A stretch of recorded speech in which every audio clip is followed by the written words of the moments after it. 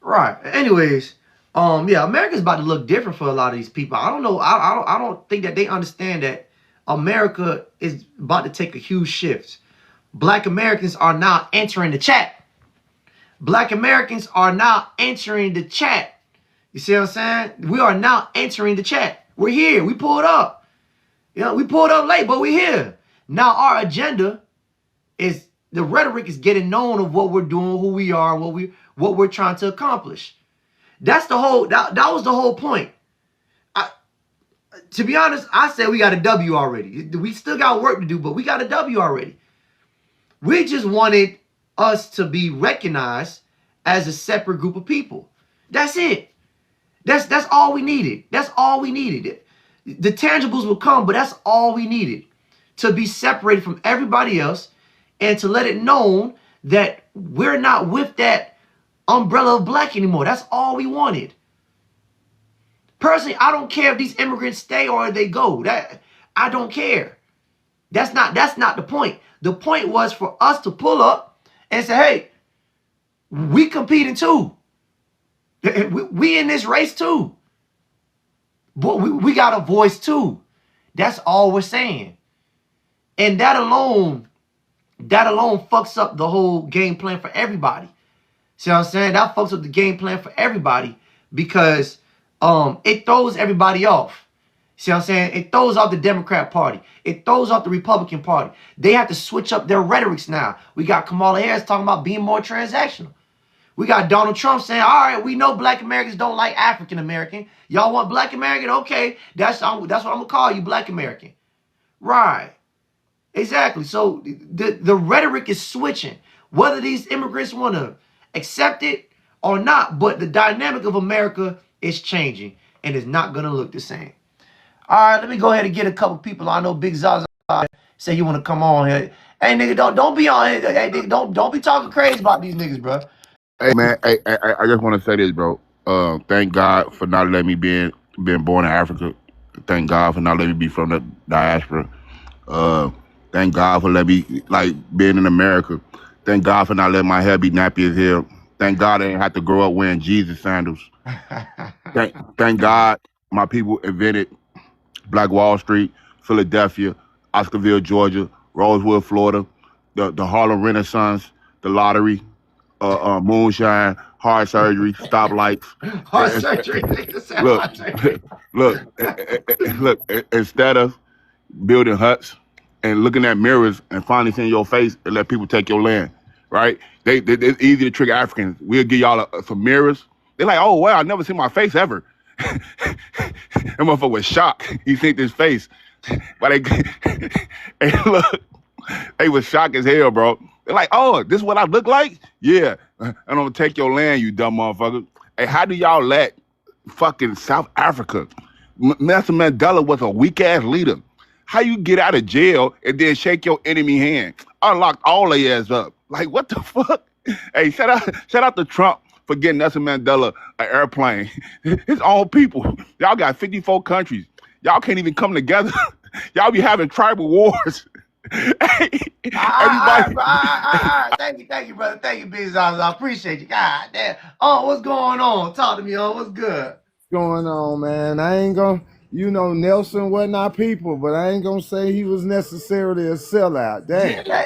You see what I'm saying? Hey, like I say, a couple people, they got a couple gangsters or a couple riders. Their problem is they never follow the blueprint of their revolutionaries. They don't follow the blueprint of the people who laid it out. They kind of sort of get off track.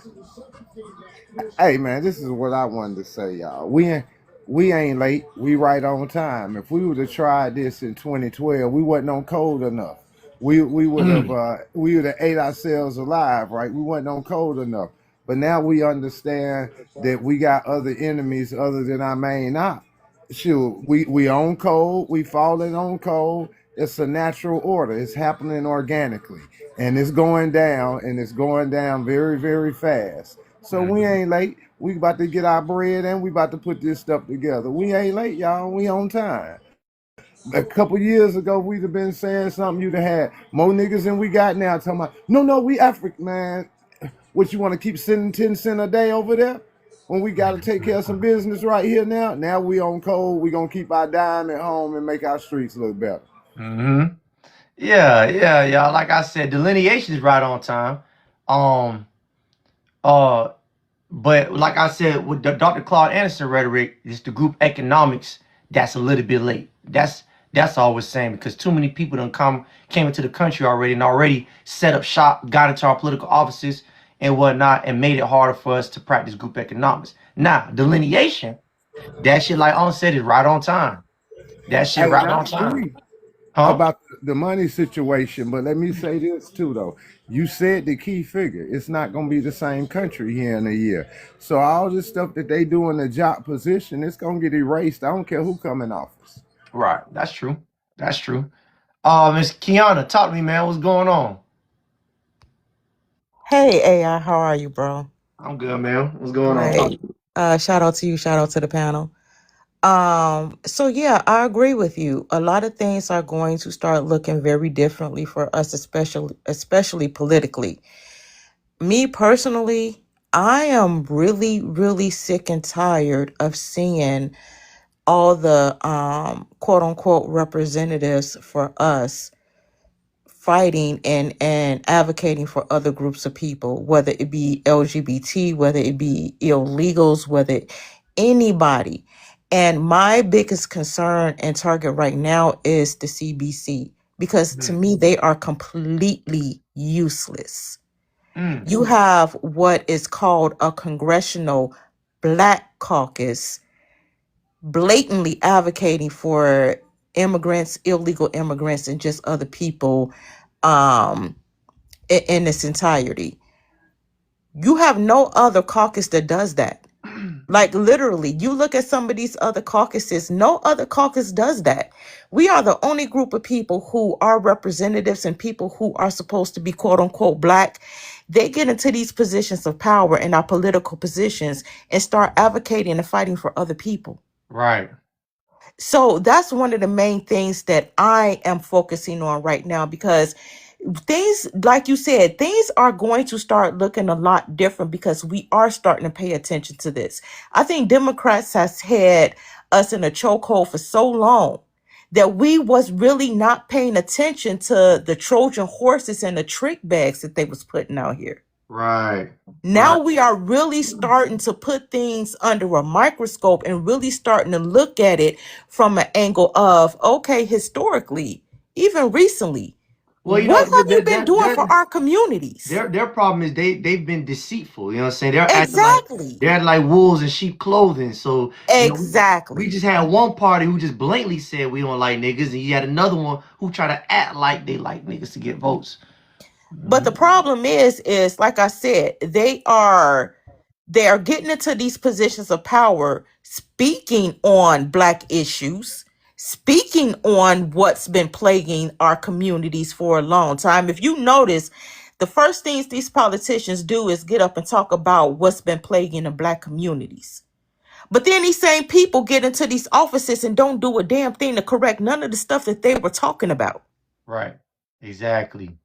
You know what I mean? So they're using our plight to get into these positions, and then they get into these positions and forget who we are. They start fighting for other people.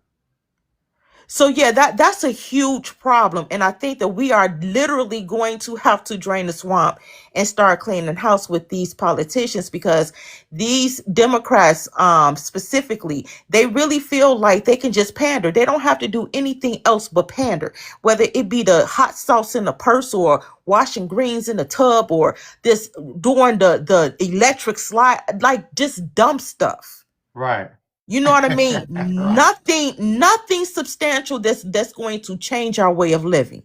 Exactly. And you know, we heard Kamala Harris a couple years back when they asked her about what she's gonna do specifically for Black Americans, and she kind of fumbled and mumbled and said, "Well, whatever helps Black people will help everybody," and that's not fucking true, because when the Biden administration came in, they did things specifically for immigrants, and Black people ain't profit off of that at all.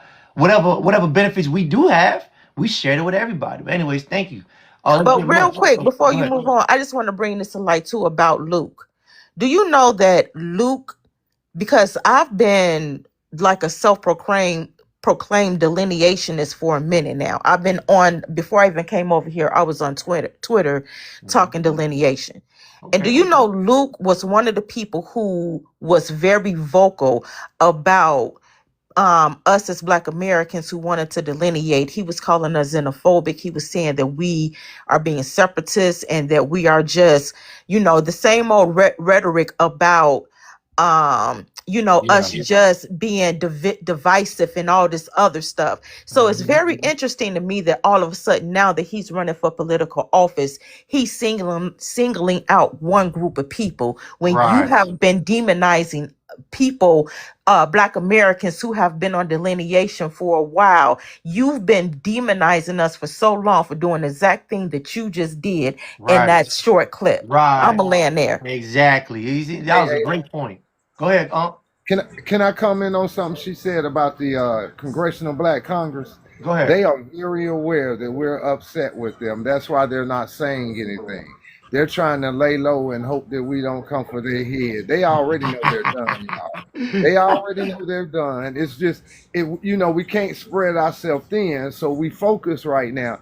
But they know that they in the side eye that we coming for them. Don't, sis, they already know, and you're absolutely right. There is no need for them if they're not doing what they were designed to do. So I don't even want to get new people in there. Let's get rid of the damn thing. There it is. Appreciate Completely that. agree. Let's get Mus. Mus, go ahead, brother. What's up, A? How you doing? Good, bro. How the Somalian family doing? They're good. They're good. They're chill. Okay. All right. So how y'all feel about this hyper focus y'all got going on right now? Right now, I feel like it really died down in the last few months. You know how, Oh, you think it's dying down? Okay. yeah, like you know how big it was in January and December, like the It's whole gonna, ice race. it's gonna. Did y'all get y'all TPS removed yet, or that still in the works? No. We're all citizens here. Actually, No, back no. there, I'm saying that I think they're putting the TPS in removal for Somalians. For the Somali. Yeah. Did that happen yet? Do you know the chat? Did that happen yet? I know the Haitians. I don't know. Oh, okay. Well, okay. Well, I'm just saying it's gonna pick back up for y'all. That's it. But go ahead. Yeah, right now, when everybody else was speaking, I just searched up like the whole birthright citizen thing, and I was just like brushing up on it. And I recently just found out like Trump got like one of the courts like denied him or something. I don't know if that's true. Is that true? They have another they're in meeting right now about it actually. Oh, okay, yeah. Because They- I know it's the Supreme you were Court. blowing up a lot of smoke about. Oh yeah, they're about to get y'all out of here. Da da da. You know what I mean? No, trust, brother, Mus. They coming for that ass, Mus. Let me hear you something. Let me tell you something, Mus. They're coming for you, Mus. White supremacy. Even if white supremacy loses this case, or the Republican Party loses this case, they're not gonna be done, nigga. That's not how white people work. Right now the Republican Party. This is the problem. Like, look what happened with slavery. We had half white people who didn't want it to end, and then we had another half who did want it to continue. Even when they ended slavery, they still found a way to systematically put in racism. White people don't quit that easily just because of Supreme Court ruling. What the fuck? Don't you know what Cracker says? Oh, fuck it. We'll just find another way to get them niggers. We'll trust me. We'll get them. We'll get them. We just have to do it in a more sneaky way. Must. Right, yeah, We're right now not the done. Republican Party, they're very scared about the whole midterms. It seems like the Democrats are gonna, get the House back. So, I mean, okay. If that's what you think. and the crazy thing is, I don't align with myself with Republicans or Democrat. None of that. I can care less. I just care about being a good human being. So that's how I feel about it. Okay, you know what the first steps of being a good human being? So repeat that, please. Do you know the first steps of being a good human being? Yeah, just being morally like good. Nah, nigga, take showers, nigga. Stop smelling stink. Anyways, Ronnie Mac, tell me, brother, what's going on? What's up with it, man? Also telling the truth. You feel me? You tell the truth, and you gotta not stink, and those are two pluses. Right. So I like to say this, AI. man, with the Dr. Claude Anderson, right? And I'm gonna make this quick. I'm not a Republican or Democrat, right? But I remember Dr. Claude Anderson saying about how, you know, in the 60s was such a fucking like a pinnacle time in our history with so many things, right? And the more I think about it, I don't know, you like when, you know, I learned that we fought for the Immigration Act and to make things, you know, fair as far as the melanated immigrants getting over here. And when I think about it, I don't know if that was directly like us just being genuine, which I won't put it past us, and then the white tea capitalized on that, or was that white tea infiltration to make that happen so that they can use them as a buffer class to do this? But either way, we are where we are. And I remember Dr. Claude Anderson bringing up what's the shit, benign neglect, right? And for those that don't know, the benign neglect came about because around the 60s, black folks, we turned the fuck up when somebody like promised us something and we voted for him, because you're supposed to get something when you vote, and they lied to us.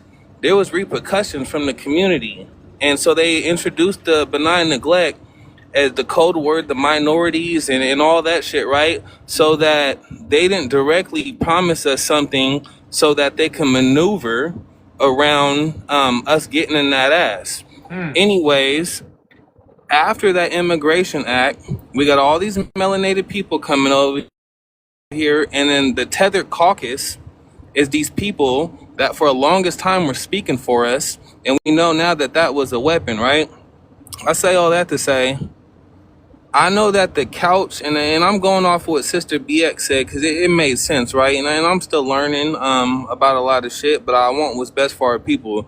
The couch thing that we did last presidential term, it showed a lot, right? And the fact that you brought up, you know, how Democrats and Kamala, she's up there, oh, our ancestors and all this bullshit, and then Donald Trump, hey, you guys Black Americans or African Americans?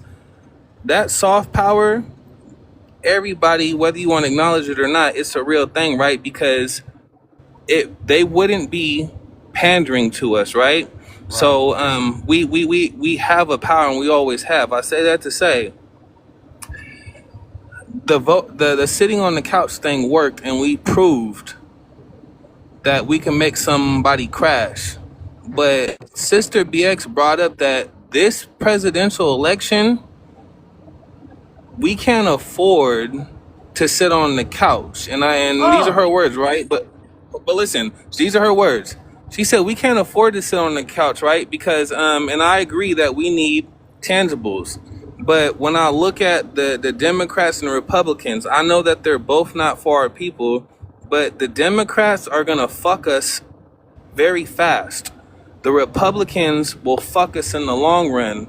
And because time is of the essence, we need more time, you guys. So tangibles is a thing. But when she brought that up about us sitting on the couch and like that we can't do that, I kind of I agree with her stance, basically saying you know, be independent, but whatever we do, we can't afford to have these Democrats get in the office because we need more time, you guys. So you know, take what you want with that, you know, and you know, whatever's whatever. But I just wanted to say that. Thank you. Okay, Ronnie, that's a very interesting take. I'm gonna let Sue go before I give my input on what you just said. Go ahead, Miss Sue. Oh, shoot. How are you doing, AI? I just Yeah. wanted to share with you an experience I had, and I shared it with on another panel probably last week. And it was dealing with Obama, but it's also very relevant to what's going on now. Back in the day, I was a big Obama fan because I was a Democrat. And anyway, I was invited from my local Democratic Party to go to Chicago to be part of his. There was a big organization effort coming from people all over the country, and so we were in his headquarters in Chicago. Now, first thing I have to tell you is that, first of all, I was surprised at how white the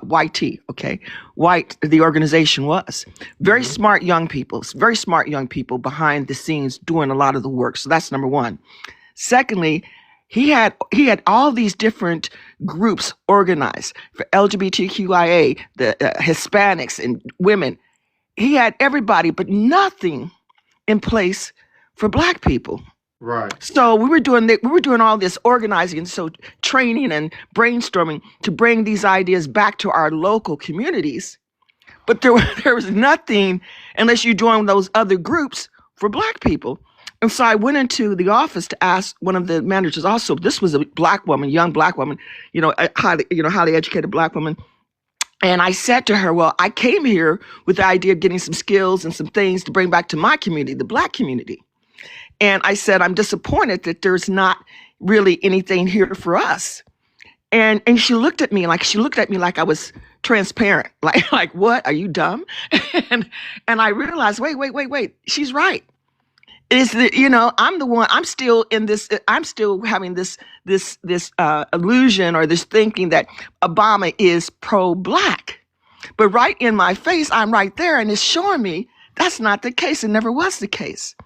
And so what's going on with the Democratic Party is what's been going on with the Democratic Party, Right. where they were serving everybody else. They needed our votes. Don't get me wrong. And because we saw a Black person there, we were thinking he's Black, he's for us. But when I got into that behind the scenes organization and realized there was nothing in place for us, and in fact, some of the people in those organizations were pulled into Democratic positions when they left this organizing campaign. They were pulling them into different positions. And so this is what's going on, even with all the elected officials, Democrats, no matter what their colors are. This is the process. There's nothing in place for us, nothing. Right. And I just wanted to share that things haven't changed. Thank you, Ms. Sue. Yeah, y'all. The problem with the Democrat Party is that, like I said, there's nothing more sinister than being deceitful. To act like you're somebody's friend when you really got a knife behind your back. And that's what the Democrat Party has been. They've been wolves in sheep clothing, and we've been taking off the clothing of the sheep and seeing what's underneath that fur. It's a damn wolf. See what I'm saying? So yeah, they're the most treacherous people because of how they went about deceiving us. Now, what does that say for the Republican Party? Back to what Ronnie mentioned earlier about we can't afford not to vote.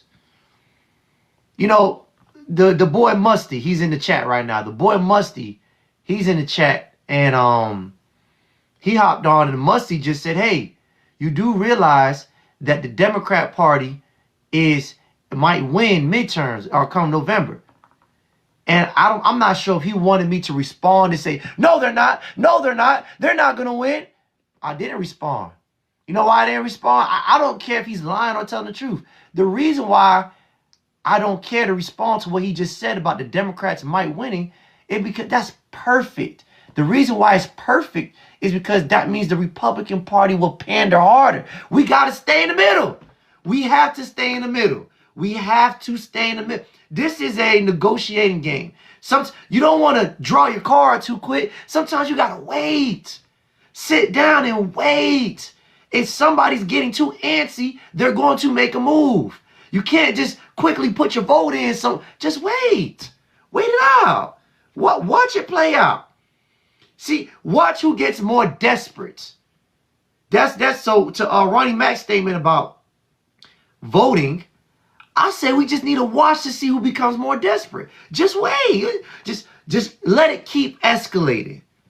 Let it keep escalating. Let things keep getting hot. Let the stove keep. You don't want to pitch in too quick. Let that stove keep clicking. You know what I'm saying? And then you say, But if we jump, I'm not going to tell y'all what to do. Because like I said, if you guys are going to vote, that's on y'all. I'm not here to tell y'all what to do. All I'm saying from my perspective is I want that stove to keep cooking a little bit. Because this is all I have. This is all I have. This voting card is all I have. I have nothing else. I have nothing else to negotiate with white people. This is it. There's nothing else they want from niggas. There's nothing else they want from a nigga but this vote. So before I just say, all right, the Republican Party, I'm gonna say, now I'm gonna let that stove keep cooking. It's like what they call it, when they say you get 250, raise your hand. 500, raise your hand over here. 650, raise your hand over here. I got a 750. It's an auction. Let them auction. Let them auction. See who becomes more desperate. Listen, the Democrat Party has already did the most damage they could do. To be honest, I mean, they've been in office for a minute. You know what I'm saying? They already did that. We already seen their playbook. Their playbook isn't really nothing. Really nothing. We already sat through it. We already seen what they did when they got in office. They did it. We sat through Biden. We sat through Barack Obama. We seen their plans. They got all these immigrants in here. Right. You know what I'm saying? The Republican Party, we're seeing their plan. Now, the Republican Party, the problem with the Republican Party is that, shit, their party, they want to uphold white supremacy, and Trump has an alliance with Israel. Now, we haven't seen the worst of that yet. You know what I'm saying? I don't think they're done. I don't think the Republican Party is done showing their hands. See what I'm saying? I don't think they're done showing their hands. Don't get it twisted. Them niggas still racist as fuck. You see what I'm saying? They're still racist as fuck. So, and the reason why I got you. I'm gonna let you up. The reason why I say hold out the votes, because we need these tangibles ASAP. We need these tangibles ASAP. The minute I give up my vote is another 4 years. I have to wait before my vote becomes valuable again. One more time. The faster I give up my vote, that's another 4 years I have to wait until my vote is valuable again. 4 years. That's another 4 years without reparations. See what I'm saying? That's another 4 years of other groups of people separating and getting ahead. See what I'm saying? So all I'm saying is, let these two people bicker and let the stove keep clicking. The Democrat Party not going to do nothing newer. They're not going to do anything new than what they have been doing. We know the playbook. We seen it. You see what I'm saying? We seen their playbook. Right. But like I said, that's my opinion. It's a good concern though. I would at least prefer the Democrat Party. I would at least prefer the Democrat Party. If the Republican Party wins, I would be to a certain extent happy. I'm not gonna act like I wouldn't. But my vote is all I have. This is all I have to negotiate with. See what I'm saying? I don't think we should be as quick to put it on the table. And my last point before I let Ronnie back on here, we have to understand something. Now, we may see Republicans and Democrats argue on stage and on TV. We might see them go back and forth. We might see Donald Trump going against Kamala Harris and bashing each other. The problem is, what do we see when we cut off that TV? What do we see when we say when that TV go off? The TV just turned on. What happens when that TV turn off? That's the problem. See, remember, they show you what they want to show you. What you see, the debates, oh, he's Democrat, Republican. That's what they want to show you niggas. You don't know who's clapping up hands. Oh, you did a good job. Behind the scenes. Like I said, the Democrat Party and the Republican Party, they're two sides of the same coin. Don't get it twisted. They're in bed with each other too. Yeah, they're in bed with each other too. Don't think that they're not sleeping with each other. They are. Somewhere down the line, their agendas come together. They're debating on how do they get to this agenda. That's all it is. They're debating on how to get to this. Somewhere down the line, their agenda comes together. And the agenda that comes together for both of them is keep Black Americans out from competing. That's it. So all I'm gonna say is this. I'm not gonna tell y'all what to do. That's not what this channel's for. I'm not here to Personally, whatever. To me, it's whatever, nigga. Whatever. Vote, don't matter to me. I know, because at the end of the day, regardless of who wins, regardless of if the immigrants get out or the TPS is over, regardless of the Democrat Party wins, and regardless of the Republican Party wins, we still have to compete. That's it. We have to compete. That's it. All this debating, all that's smoke screen. That's nigga blowing smoke in your face. You know what I'm saying? It's entertainment. This is the Democrat Party versus Republican. That's entertainment. They're both in cahoots with each other somewhere down the line. We just don't know where. We just don't know where. I wouldn't be surprised. I wouldn't be surprised if the Republican Party pulls a switcheroo, and accepts immigrants. That's gonna fuck y'all up. Hey, that's gonna fuck y'all up. Yeah, hey, boy, that's gonna fuck a lot of us up. I wouldn't be surprised if somewhere down the line, if the Republicans pull a switcheroo after we voted them in and let immigrants into the country or whatever. Because you gotta remember, white people can be bought. White people, they're for sale. They're transactional. They don't hate immigrants all of a sudden. Since when, nigga? Since when? They don't. That's just the agenda they're trying to push. But if immigrants were to align with them more, or they were to get some kind of transaction out of it, they're going. So that's why I say let that stove cook. Let that stove say and say and then blow up. Don't be so quick to believe what you see on TV. See what I'm saying? Let that stove keep clicking before you throw in your bet. That's all I'm saying. I'm just saying.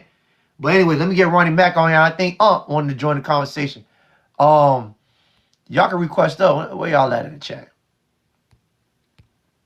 But yeah, all I'm saying is we have to be careful because I just don't know who's in bed with each other.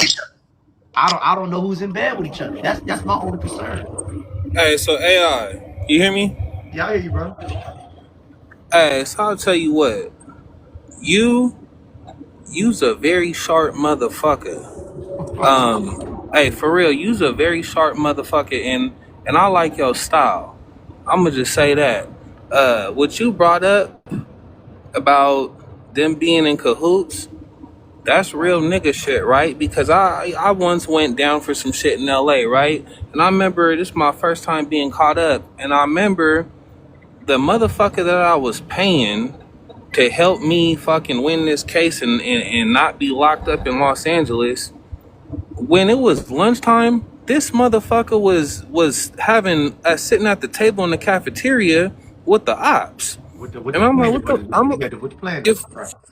You feel me? I'm like, what the fuck is going on here? But yeah, use a sharp motherfucker. So anyways, I said to say, and this is me, you know, a brother to another. I'm not gonna say I don't have a dog in the fight, but we just chopping game, right? When you say that you wanna hold out, right?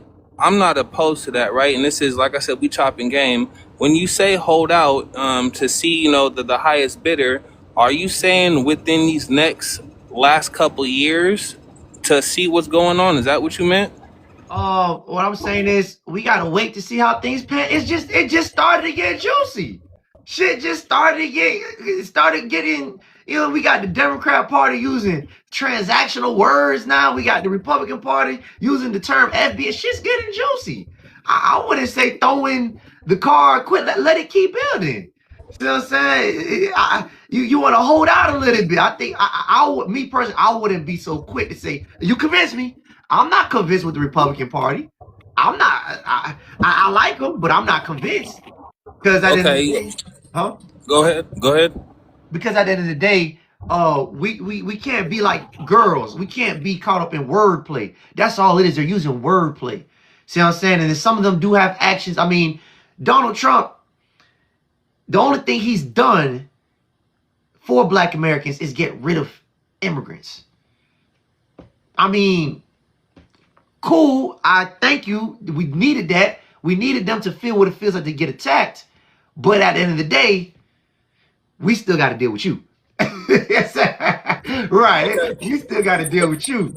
All right, so Right. my next question, right? And I agree with you, right? Like I said, we just chopping game. I agree with you because I'm trying to I like to get different perspectives. Like I said, you's a sharp motherfucker. So with that being said, I I'm all with the tangibles, right? But Right. I understand the severity of things. Um, and if you don't mind me asking, when it comes down time to and me personally, look, y'all, I'm gonna tell y'all straight up, you feel me? I'm not a Republican or a Democrat. I'm a nigga in America, and me personally, I kid y'all not, this is just me.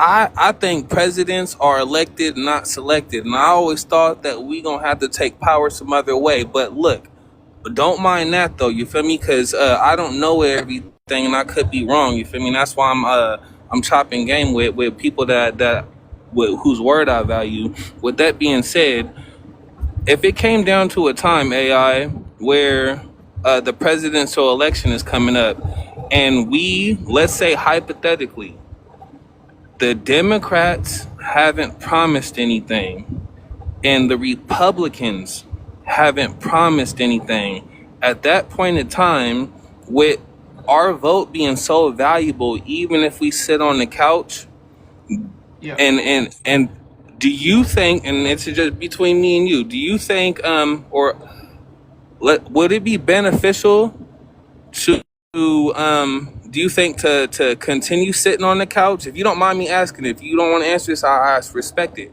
Do you think it would be beneficial to continue sitting on the couch, or to make a move towards a certain party? And you don't got to say that party, but if it came down to that presidential election and neither party had promised us anything, would you think it's beneficial to sit out or still lean towards a certain party? I'm gonna just tell you something my old boy used to tell me. The definition of insanity is doing the same thing over and over again and expecting different results. Real So nigga shit. Thank you. Hey, don't that go nowhere. Don't go nowhere yet, bro. so I need that's you to get enough. hold on. Yeah, he cleared it. Yeah, that's all I can say to that. Insanity. The definition of insanity, someone who's insane, is someone who does the same shit over and over again and expect different results. So if we look at our track record, we've been voting. Black folks have been voting. That's never been the problem. We always voted. You see what I'm saying? We always been the largest group to vote. We fought to vote. We've been voting since the 60s. That's what the whole march was about in Alabama. We've been voting. So that has been our pattern. We tried it.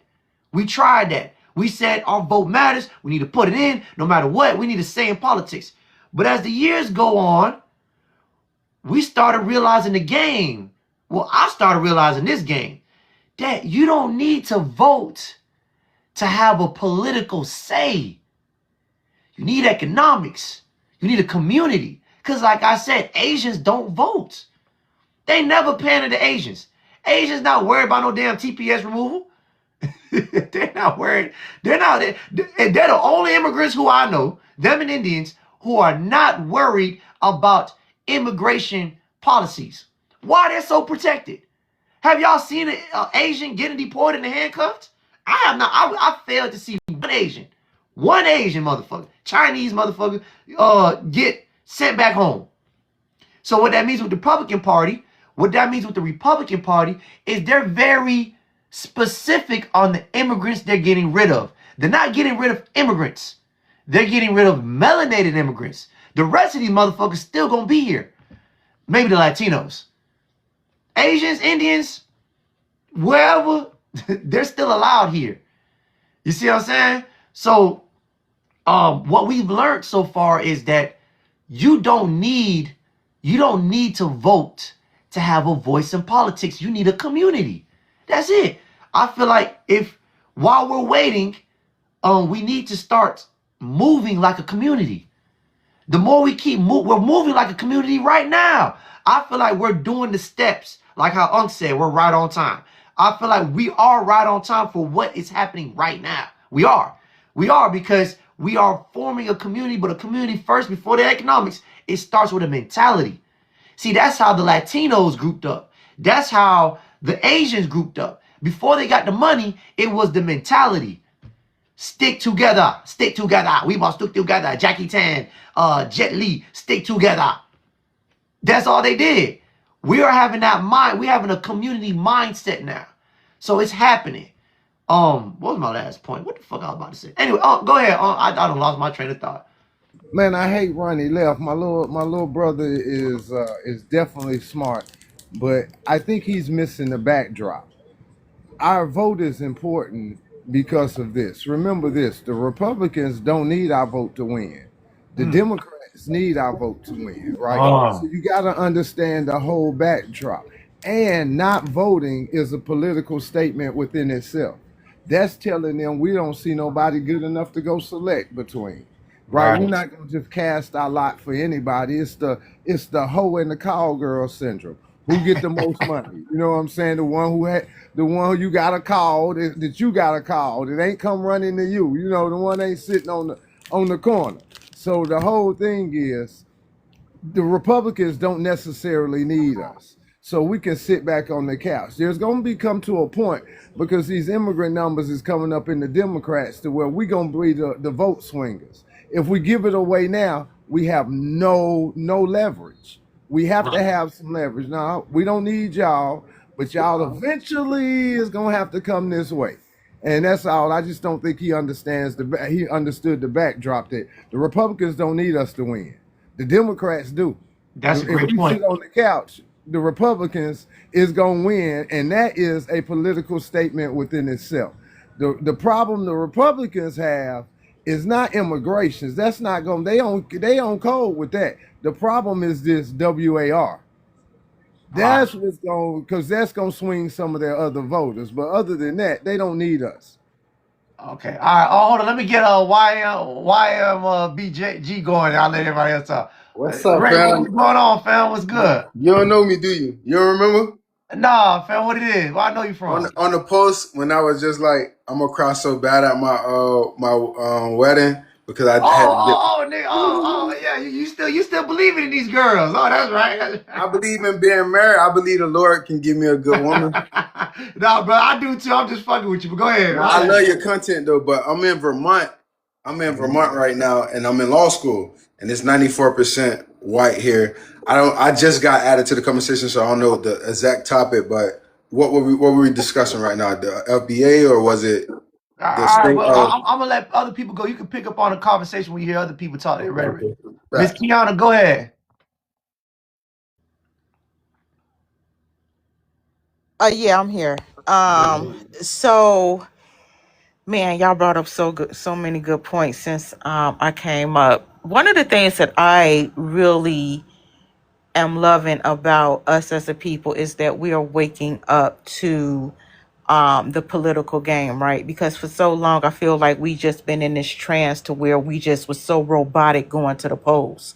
We just went there with a mindset of we have to vote a certain way because of whatever. You know, they give us the whole lines about this, what our ancestors fought and died for, and you know, all this other stuff. But now we're actually waking up to the fact that we do not have to vote for people who are doing absolutely nothing for us.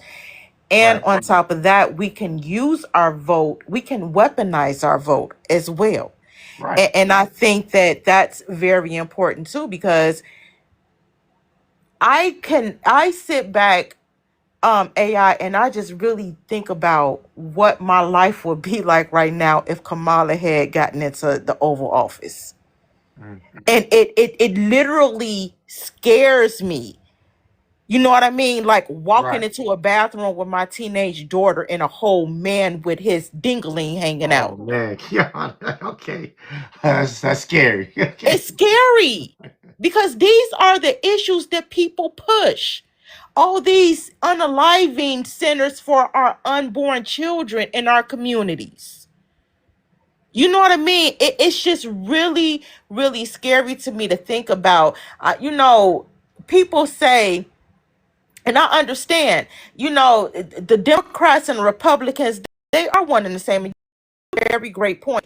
They argue and they bicker amongst each other when they're in eyesight when they're in earshot of the public, but we don't know what's going on behind closed doors. We don't know what these people are talking about when they outside of the public. It reminds me of that. You remember that clip that went viral of Joe Biden talking to the Congressional Black Caucus, and he was literally chastising them and telling them that they had better get it together because we are going to have to work with the Hispanics. Right. These are the kind of conversations that are going on that we are not privy to. So when it comes down to the political parties, yes, I do understand there's always an agenda between the two of them, and they are in cahoots with one another. You would never be able to convince me of anything other than that. Because remember, the Republican Party wasn't always against immigration. That's true. They weren't always against. It's not like they were against immigration from the very start. Immigration, remember, they brought in immigrants as a buffer class to help build the white economy. So they had a usage. What I'm saying is, we don't know who they're willing to use when they need it. But think about this on the flip side of that too, AI. You had some Democrats who were outwardly against immigrants. If you bring up clips of Obama talking about immigration, right, and deportation, even back to George Bush. Great. See, that's my point. My point is they switch up when they feel like it. Yes. Kamala Harris might win. If she wins, there might be a chance she might switch rule on the immigrants. All right, that's enough of y'all. We're going to cut y'all out. Y'all got to get out. There's too many of y'all. Y'all not black. JK. You just never. So what I'm saying is, because I don't trust you're going to stay on one street or stay on one path, I'm going to hold in on my vote and get paid for it. So even if you do switch up, at least I got paid. So whenever you do switch up your rhetoric, whether the Republican parties start to embrace immigrants or the Democrat Party start to reject immigrants like how they've done in the past, I want to get paid first. So I don't give a fuck about what you do, as long as I got paid. But to give you my vote for free, and then you switch a Ruby, and I'm gonna be sick. I'm gonna be throwing up. You got to me. that point. I feel like as Black Americans, the only thing that we can be certain of with both of these parties is that they have always and will continue to work against us. Right. That's the only thing that can be guaranteed. So we always have to prepare ourselves. You know that old saying, if you stay ready, you ain't got to get ready. Exactly. So regardless of who get in office, we always have to be prepared and laser focus on what we need to do for ourselves. So no matter who gets in there, we are fully prepared to fight against the machine, which we've always done. But I feel like in this day and age, it's becoming more prevalent because, like I said, they are doing some unorthodox things. These people opened up the borders and put the whole country in harm's way to slight us as voters. Right. Like, that's how far they are willing to go. Right. I'm going to land there. Appreciate that, Kiana. Ronnie, Matt, go ahead. Yeah, real shit, sister. And that's sugar free right there. If you stay ready, you ain't got to get ready. I'll say to Unc down there, that's real shit. And I appreciate you guys. Like I said, I'll be asking to get, different perspectives from people whose voice I value, but me personally, like I said, I know the power of our vote. I know the power of our people. And like I said, you feel me? I always thought growing up that this system wasn't for us, and that we, us playing outside of this shit with who we are could make a difference more than anything. But I'm open and I'm learning shit. So I do know, Unc, the power of our vote, and Like I said, I just wanted to get a perspective based off some stuff I heard, and I wanted to say, see what AI thought. But I do agree. I need something for my vote because my whole entire life, I'm 33.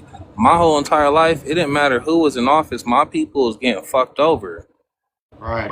You feel me? So there has to be a catalyst. Something got to change.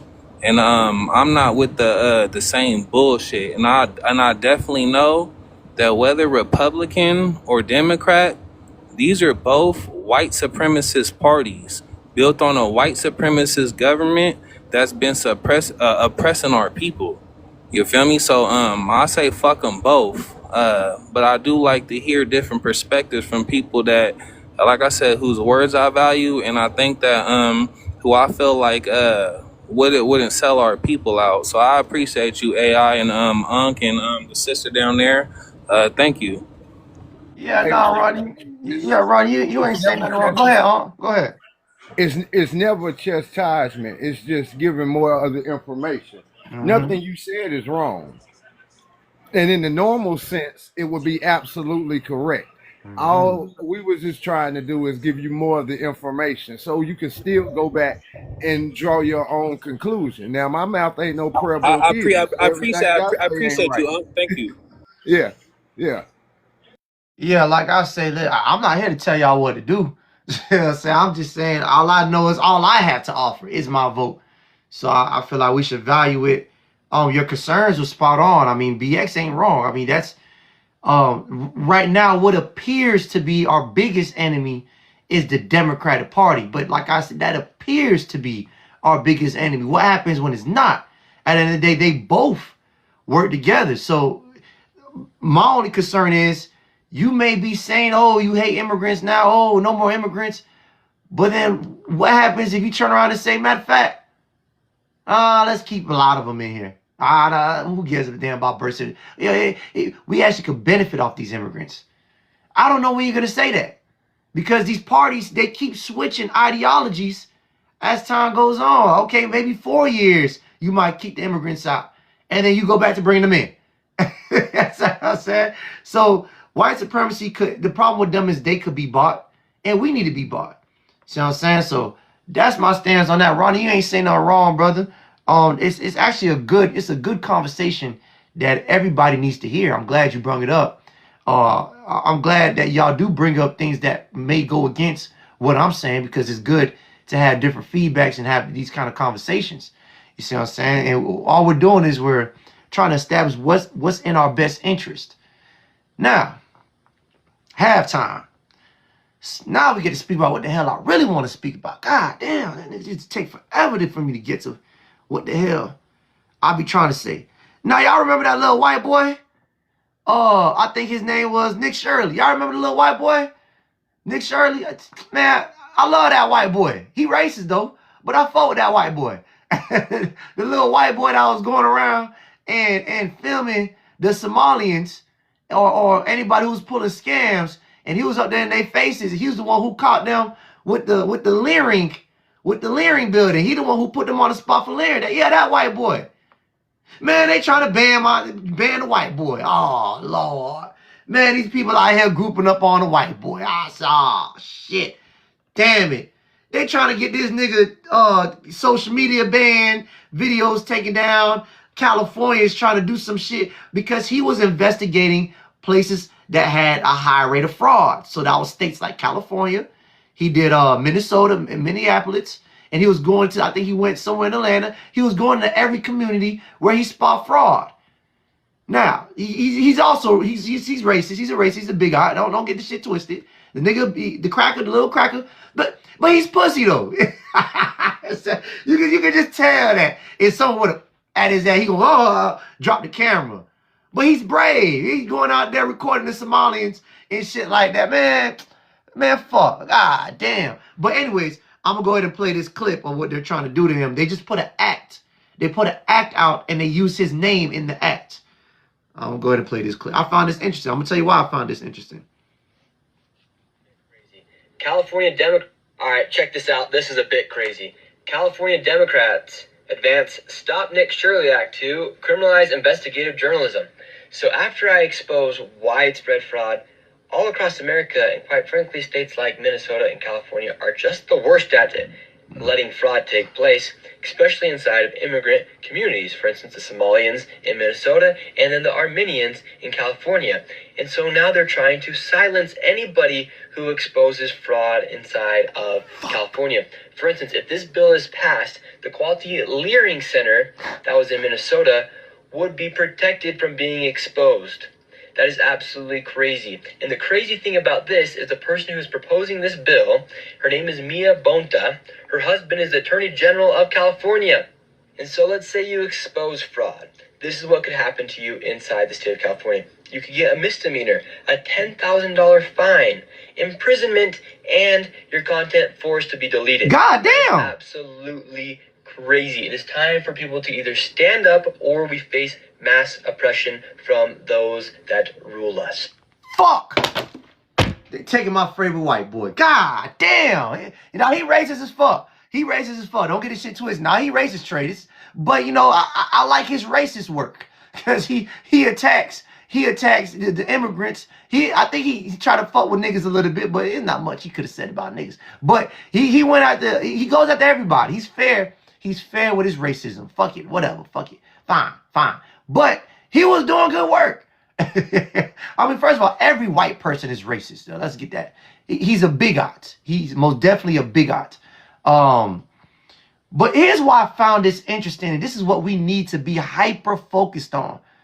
We need to be hyper-focused on how groups of people come together and then they attack anybody who goes against them. Who goes against them? Who goes against them? The first group we seen was the Jewish community, ADL. Anytime someone speaks out against the Jewish community, they get attacked. You get sued. You can't go to, you're banned from countries. You're anti-Semitic now. That's the worst thing you could be called. Now what we're watching the immigrants do it too, forming these little what would I call them? These little groups, I would call them these watch groups. Form these little watch groups that attack anybody that attacks their community. Damn, they put a whole act out for these niggas. Now, this is why I proposed, if you guys been watching, for the past 2 weeks, I've been proposing the idea for Black Americans to do the same thing. To do the same thing. There needs to be consequences for when people speak out against us. Everybody else, there's consequences. You go around and you start filming the Leary Center, nigga, you banned, nigga. You banned for life, nigga. You can't come around here. You speak out against a Jewish person, you anti-Semitic, you can't go nowhere, and you can't even leave to go to the UK. They're cutting off your streaming. Whatever business you have, no one wants to do. They cut off your stream of business. Nobody wants to do business with you. They cut off your economics, nigga. This is why I don't join FBAJ Live. Because you keep fucking around, you gonna get these niggas a hate crime bill, nigga. That's the last thing we need to give these niggas is a motherfucking hate crime bill. I told FBAJ that the other day. Hey, y'all, why don't you join my live? Because you about to get these niggas a motherfucking hate crime bill, nigga. Keep playing. Right, keep playing. These motherfuckers gonna get a motherfucking hate crime bill. They just got this white boy demonetized off his content. They're making him drop the videos that went viral on his YouTube about the fraud in California. It has to go down. That shit got 7.7 million views. He has to take it down. Right. And there's legal actions that's being put. See what I'm saying? So, like I said, y'all, look, I'm a big component in waiting for reparations or making them pay reparations. But like I said, there are things we can do to move as a community. We have to move like a community. Like how everybody else moving. We have to move like that. So that's why I'm in the works of trying to, we voted on it. Y'all said y'all wanted it. See what I'm saying? We voted on us having a organization a group that's like a watch party that watches everybody who speaks out against Black Americans. The Freemen Watch Media. That's what I'm calling it. The Freemen Watch Media. Before it was Black Protection Media, but I think it's better to call it the Freemen Watch. The Freemen Watch Media.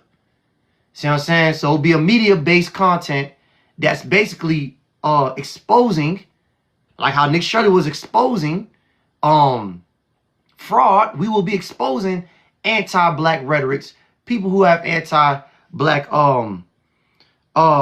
narratives that impact us. Because what happens is, see, I think we understand, but media is the first phase of a revolution. Media is the first phase of a revolution. First, they control the media. Then they go to WAR. That's what happens.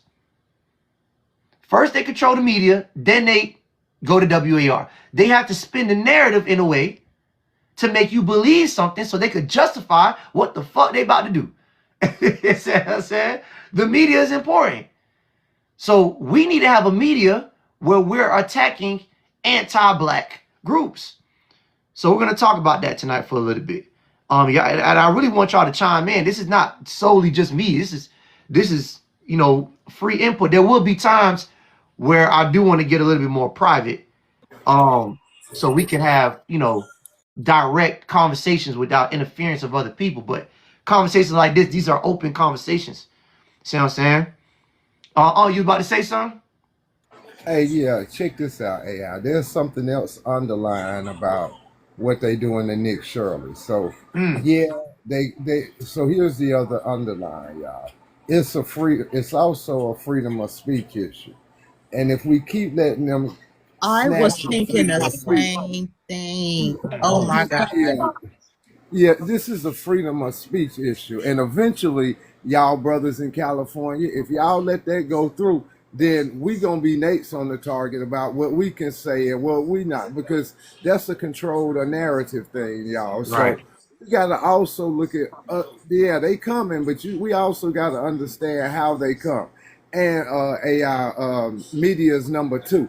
The first part of a revolution is the mentality, There you which go. we prove that we got. Then media, and then WAR, but soft Can I, WAR, and then into WAR.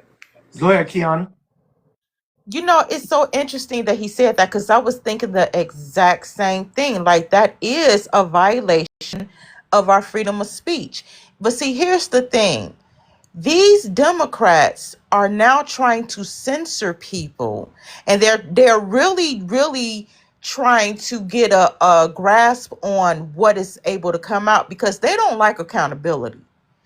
One of the things that I've noticed across the board about this fraud that's been going on for so long in so many different places across the nation is that a lot of these politicians are complicit, if not fully invested in it. They don't want that to get out because Right. look at what's going on with Ilhan and Tim Tampon Tim right now with it's coming out how complicit they have been in the fraud in Minnesota. These people are very aware and have been participating in the fraud. If we really went down that rabbit hole, do you know how many of these politicians would not only be unseated but facing criminal charges? A lot of them. A lot of them. So it's like this is why they're trying to go as far as to write legislation to stop these things from coming out and stop the everyday average person from doing what's his name? Nick Shirley. Yeah, what Nick Shirley is doing. Because if people just got up with a Nikon and just start going and recording fraud that's going on in their communities, do you know how many people would be, Well, do you know? here's what I'm gonna say about Nick Shirley. Here's where he fucked up at. He's doing what I'm proposing we do, but he doesn't have a community behind him. You see what I'm saying? He's working as a private journalist who works solo by himself. He's not attached to no LLC. He's not attached to no community. Yeah, he's white, but he went in as an individual and it's easier to target you when you're walking in as an individual. Now, if he had a white community behind him that's funding him and actually telling him to go out there, they could evenly fight this this act, right? And that's what America is right now. America ain't nothing but just groups of people clicked up. You got the immigrants that's clicked up, the Somalians clicked up. You have white supremacy, they're clicked up. You have who else? The Asians, they're clicked up. They have communities and they move the chess piece as a pack. So if you attack one of them, all of them are coming legally. See how they just pulled, the immigrants just pulled this shit? With Nick Shirley, they moved as a group. Now, all we're doing is we're going to wait to see if Nick Shirley has a group. I don't know who he's sponsored by. What it looks like to me is it looks like he's traveling as an independent, as a private journalist. So I'm not sure if he's funded by any group or is he going in solo. And if he has a community that's about to come in and step in, I think he has a community. White people, they're going to come, they're going to come and they're going to step in for him. See what I'm saying? So what I'm saying, huh? Yeah, so what I'm You better know it.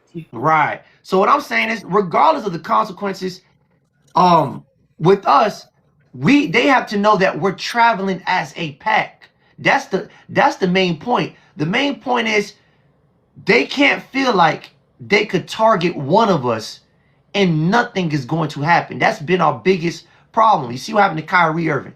Kyrie Irving, he spoke his piece. He was attacked. There was no community behind him. Nothing. He spoke up and said something about black people being the real Irish people. He was attacked. And then there was no community to come help him. Okay, it was easy to wipe his head off and make him apologize a year later. Kanye West, same thing. Acted solo. Easy. Wipe his head off. Get him knocked out. So that's what I'm saying. We have to start traveling as a community. So when these things do happen, they know something's going to happen right after. And if they try to silence us, they know that we have lawyers in place to go ahead and combat whatever they're trying. I'm not saying it's going to be successful. See what I'm saying? I'm just saying this is what needs to happen, because if we follow their blueprint, this is what they do. We got to play the game for what it is. That's just my opinion. Like I said, this is a group vote. You know what I'm saying? We're just talking game right now. If y'all disagree with it, fine. I lose no sleep. But if y'all agree with it, this is what would need to happen in order to take place. FBA Illinois, what's good? What's good, FBA? Where you been at? My dad's been down here. Illinois. Oh yeah, that's right. You did say that. Holla at me, brother. What's good? Nothing much. I'm just listening to the conversation. I might not be on for long, but I think for the Nick Shirley dude, I believe that he's independent, but his group is MAGA. Okay. It clearly is, but okay. I would say for like most of our problems with the FBA community is that we just don't do group economics. And we have like what I think Delineation did is gave us like a cultural consciousness for who we are and understanding that America is our home only. We're just not going all the way through, or I would say a lot of us are too scared to just be conservative with it. Just understanding that like at the end of the day, this is our country. We have to play the game with the way the old stock white Americans are doing it. Their own identity is America. That's all they have. And this is all that we have. It's just we're our own community, dude. We just gotta finish it. We just gotta finish what we're too scared to do. Well, the way it's not only that they don't just identify as being American. It's just how they, like I said, they move like a community. Whenever they have policies in place, they move together. You see what I'm saying? So we have to move in a way like that. So we're trying to discuss like what's the best way for us to move in America to be able to compete with all these other groups, white immigrants that are moving as packs. I would say like the thing that we just need to do is like I said, group economics. And just like when it comes to bad representation, I don't know how to specifically say this because I know some people are a part of that quote unquote ghetto culture. We need to just separate. Hold on, before I let you get on to that. Okay. Group economics is about. I'm not gonna say it's too late, but it's a little.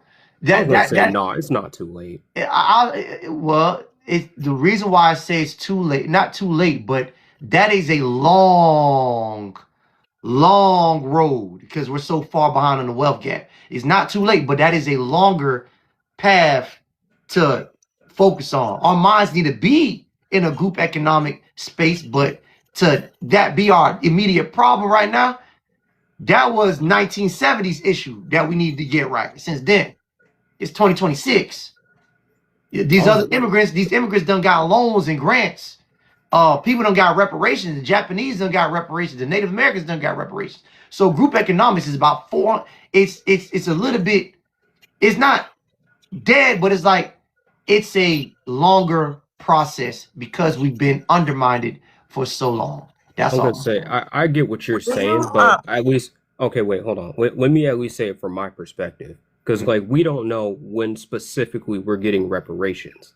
Because at least if we're practicing group economics, it's going to get we're at least in the mindset and we're in the discipline of actually spending within our community and moving as a unit, like we had been during segregation and during the 70s.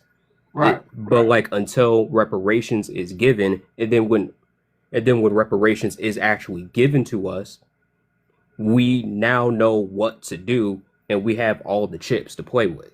Okay. It's just more so to me, it's about a discipline kind of thing, like crawl before you walk. Because like if we just get reparations and we don't have the mindset or the discipline of doing group economics, what good is that going to do us? Sure, we have individuals succeeding, but it's meaningless if we know that it's to just end the cycle, period. That's at least my perspective on that. Okay. Yeah, I agree. And I look at it like this. We as Black Americans, we have the highest spending power as a community in the nation.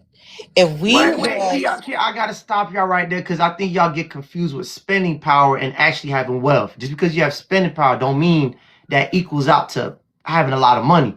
Like I could spend $5, but that might be my last $5. Yes, Right.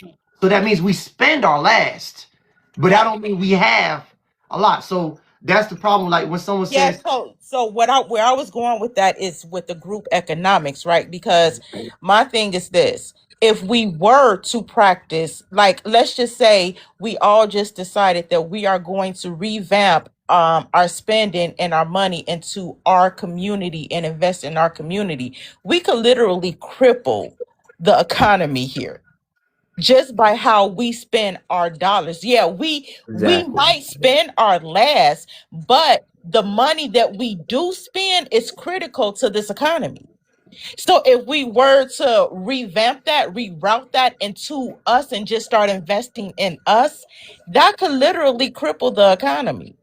okay, I It's not agree. just that, but it keeps it within the community, Well, so well, it hold on, doesn't hold go on. out. Exactly. Wait, hold on. And the brother brought up a very good point too, because if we Go don't ahead. start practicing this now when we do get reparations, I mean that this is something that this is not just about this is about a mindset. This is about us coming into the frame of mind that we are so we are in a self-preservation mode and we are focusing on us and building generational wealth for us. So I think that it's also a state of mind and a Okay, way of so life let's that, talk yeah. let's talk about it. Why do I say group economics is later down the line? First of all, so with my experience being from Miami, I don't know I know Unc is from Georgia. Kiana, where are you from? What state do you reside? I was born and raised on the south side of Chicago. Okay, you're in Chicago. FBA is from Illinois. So when you're in these big time cities, they kind of give you a preview of what the actual world is actually like because it's a small miniature world. Like you got all different groups of people and you see how they move. We got a lot of businesses down in Miami. You see everything for what it is. You see everything for what it is. So people growing up in these larger cities, we're like, yo, everybody doesn't like us, and black business are boycotted the most. Not just by white people, but by white people, immigrants, and black people. So when you're in these large cities, you see the depletion of black businesses cut down tremendously. It's hard to find any black business down in Miami right now. I paid somebody $1,000 that they had something that matched what white businesses have, what black businesses in Miami. It's almost non-existent. So the reason why I say group economics is later down, it does need to be a mindset. But we have to realize what has been going on and where we're at today.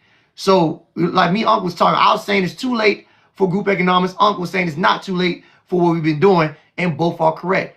Immigration has been taking place since the 60s. No, 1960, yeah, since the 60s. But the depletion of our neighborhoods have been going on since the 40s, 30s. We just now caught up to making economics, not caught up to in the wealth gap, but economics in the 60s. My grandmother, we are way far behind, and our money does not even come close to Asians, whites, and shit. Some of these immigrants who got loan money. And it's not our fault. We've been purposely put in this situation. If you're from places like Miami or New York, you see how they do it.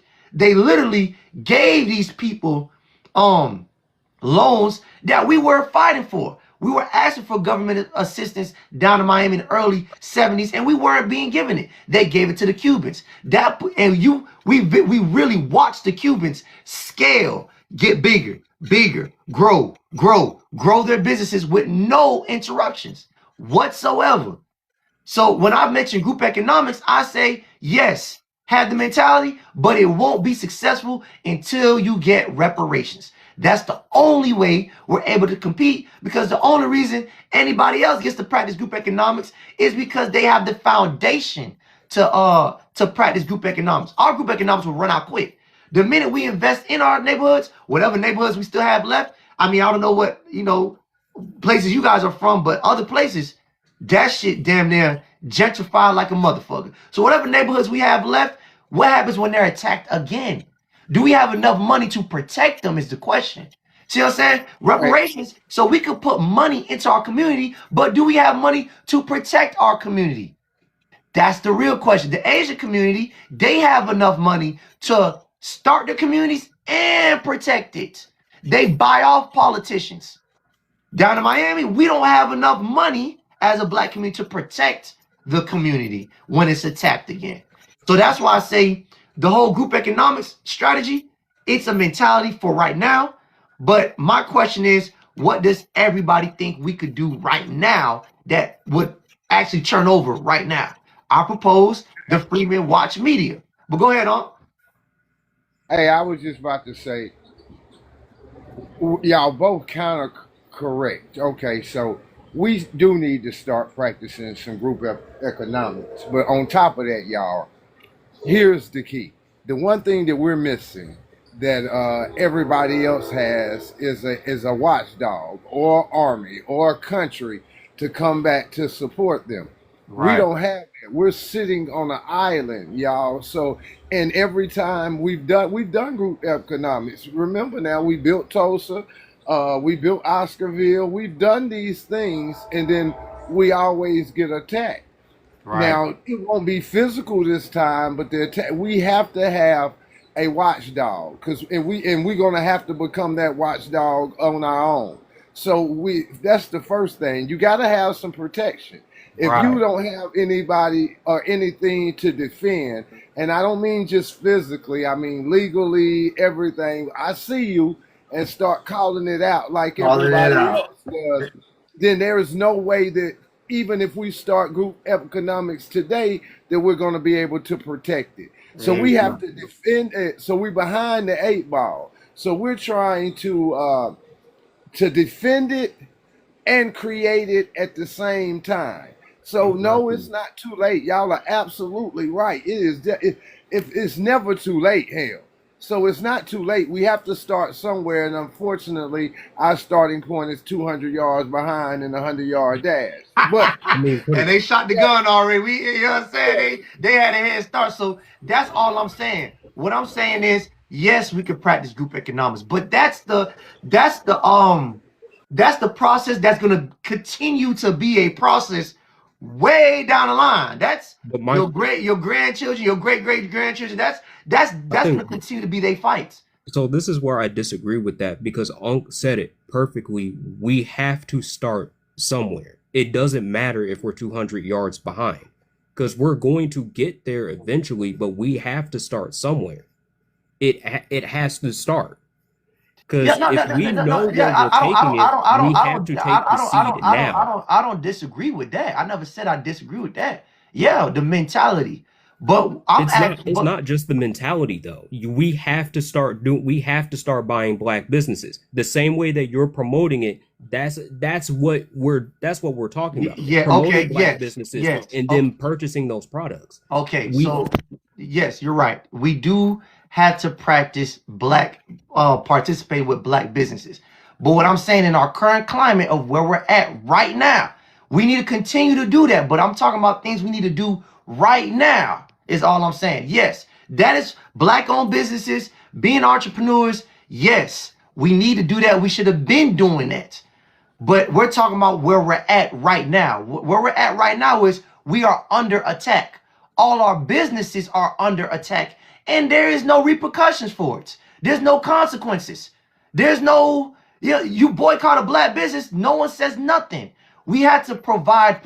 I came up with the idea to provide protection for these black businesses so we could continue to practice group economics to whatever small extent we can right now while we because I wait for think reparations. because I'm glad And I Ronnie agree. Mack said, "Oh, go ahead, sister." No, I was just saying I agree with that completely. I think that we do need a level of protection for ourselves because that's one thing we don't have. One thing that I noticed that's been very hard for us as Black American business owners is that the attack has not stopped on us. You know, we get, the health department or other people coming in shutting down our businesses. And this most recent thing I've noticed with our businesses is people opening up what looks to be a black owned business, but it's actually ran by somebody Yes. who's not even melanated. Mm-hmm. Like out here in Illinois, I'm noticing a lot of our soul food restaurants, a lot of our seafood restaurants that have black in the title, but they are not owned by Right. they might have black Americans in the kitchen, but they are not owned by black American people. So we're getting it from every angle. So we do need a level of protection that's going to step in and call these things out and hold people accountable who is not only cosplaying but also sabotaging. And I think that the delineation has been very crucial in us even recognizing these things because for so long people have been able to come around us and do things under the banner of black, but not only are you not black, you don't even hire black people. Right. Right. So I think you Hey, do hey, have. can I say one other thing too, y'all? go ahead. Huh? People gonna get mad at me when I say this, but the very first thing that we should be doing, to be honest, is working on that hate crime bill. At least that'll give us That's what I wanted to get to. some umbrella of protection while we working on ways to get us a watchdog to be like, look here, man, we see you, and we're gonna have to have lawyers and a bunch of stuff, right? So it's gonna take some time, but we definitely, the first thing though is we need to be shooting for that hate crime bill. Okay. And we shouldn't be talking to nobody About unless they talking to us about that. okay. So hold on. Let me go ahead and read this real quick because I didn't even get done reading. What we have it. So this is what the Freeman, because maybe I'm explaining it wrong. This is what the Freeman Watch Media will be. It is a community-funded media channel for awareness and protection. A nonprofit will hold the mission and separate companies will handle execution. No one is expected to work for free. The operator will receive a defined monthly management fee.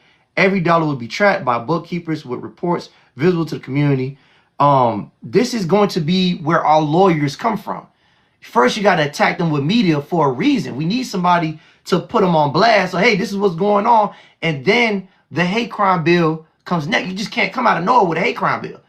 You know what I'm saying? You can't just say we need a hate crime bill. You need someone to come in and say, hey, This is what's been going on over here in Florida. This is what's been going on over here in New York. And we got the media to prove it. We've been keeping track and records. We got newsletters. You know what I'm saying? We have emails. We have people who have complaints about these things right here. Then comes, okay, but now we have the lawyers to go ahead and attack them for a hate crime bill. See, that's what I'm saying. The watchdog is to put people on blast so we could take it to a legal status. You see what I'm saying? That's what's going on. You have to put it on blast first. To come out with a hate crime bill, people just gonna ignore it. They're gonna be like, well, where? From who? You don't see nothing. You see what I'm saying? We don't see anything. So I'm saying we have to put these people we have to bring light to it first.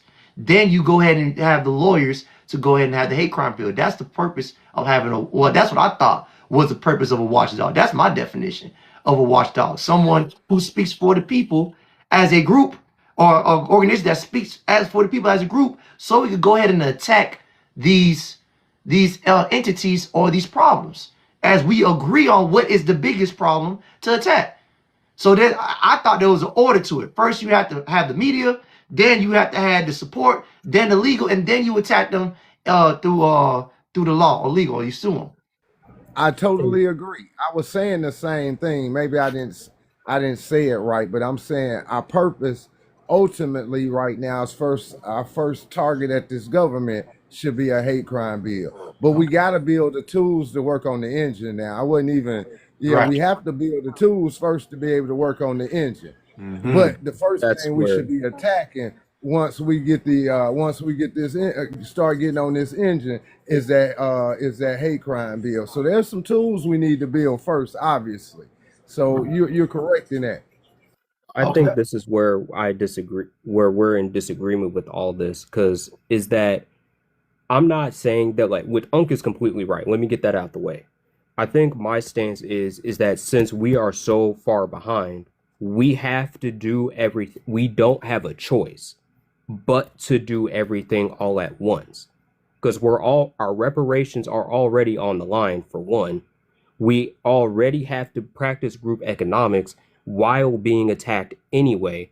My stance is more so that we don't have a choice. It's not whether, like, now if we had time to do that, that would be one thing. But time is not on our side, and everything is moving too fast since delineation happened. We don't have a choice but to do it. We don't have a choice but to do group economics. We don't have a choice but to do, like, to rebuild the family, the black family. We don't have time to just, like, debate whether or not we want to debate that we want to keep ghetto culture, or we just want to be just a standard regular culture without that, or have proper representation. I don't know how to word it, but my thing is, it's like, we don't have time to debate these things. We're on a go time basis. Well, I feel you, and I feel you, right. Well, I'm gonna let Aunt respond. Go ahead, Aunt. Hey, I agree to a lot what he said, because it is true. We 200 yards behind. If we keep waiting, we're gonna be 250, and then 300, and then 400. So unfortunately, we're in a position where we have to do some things simultaneously, but it still has to be some type of order. You still need the tools to go do these things. So, But you're right, we're doing some things simultaneously, but we have to have the tools to be able to do the job. So I'm gonna say what he's missing real quick, and I'm gonna say Running Man. So when you mention group economics, right? Takes a group. Now, that's individuals making that decision every day.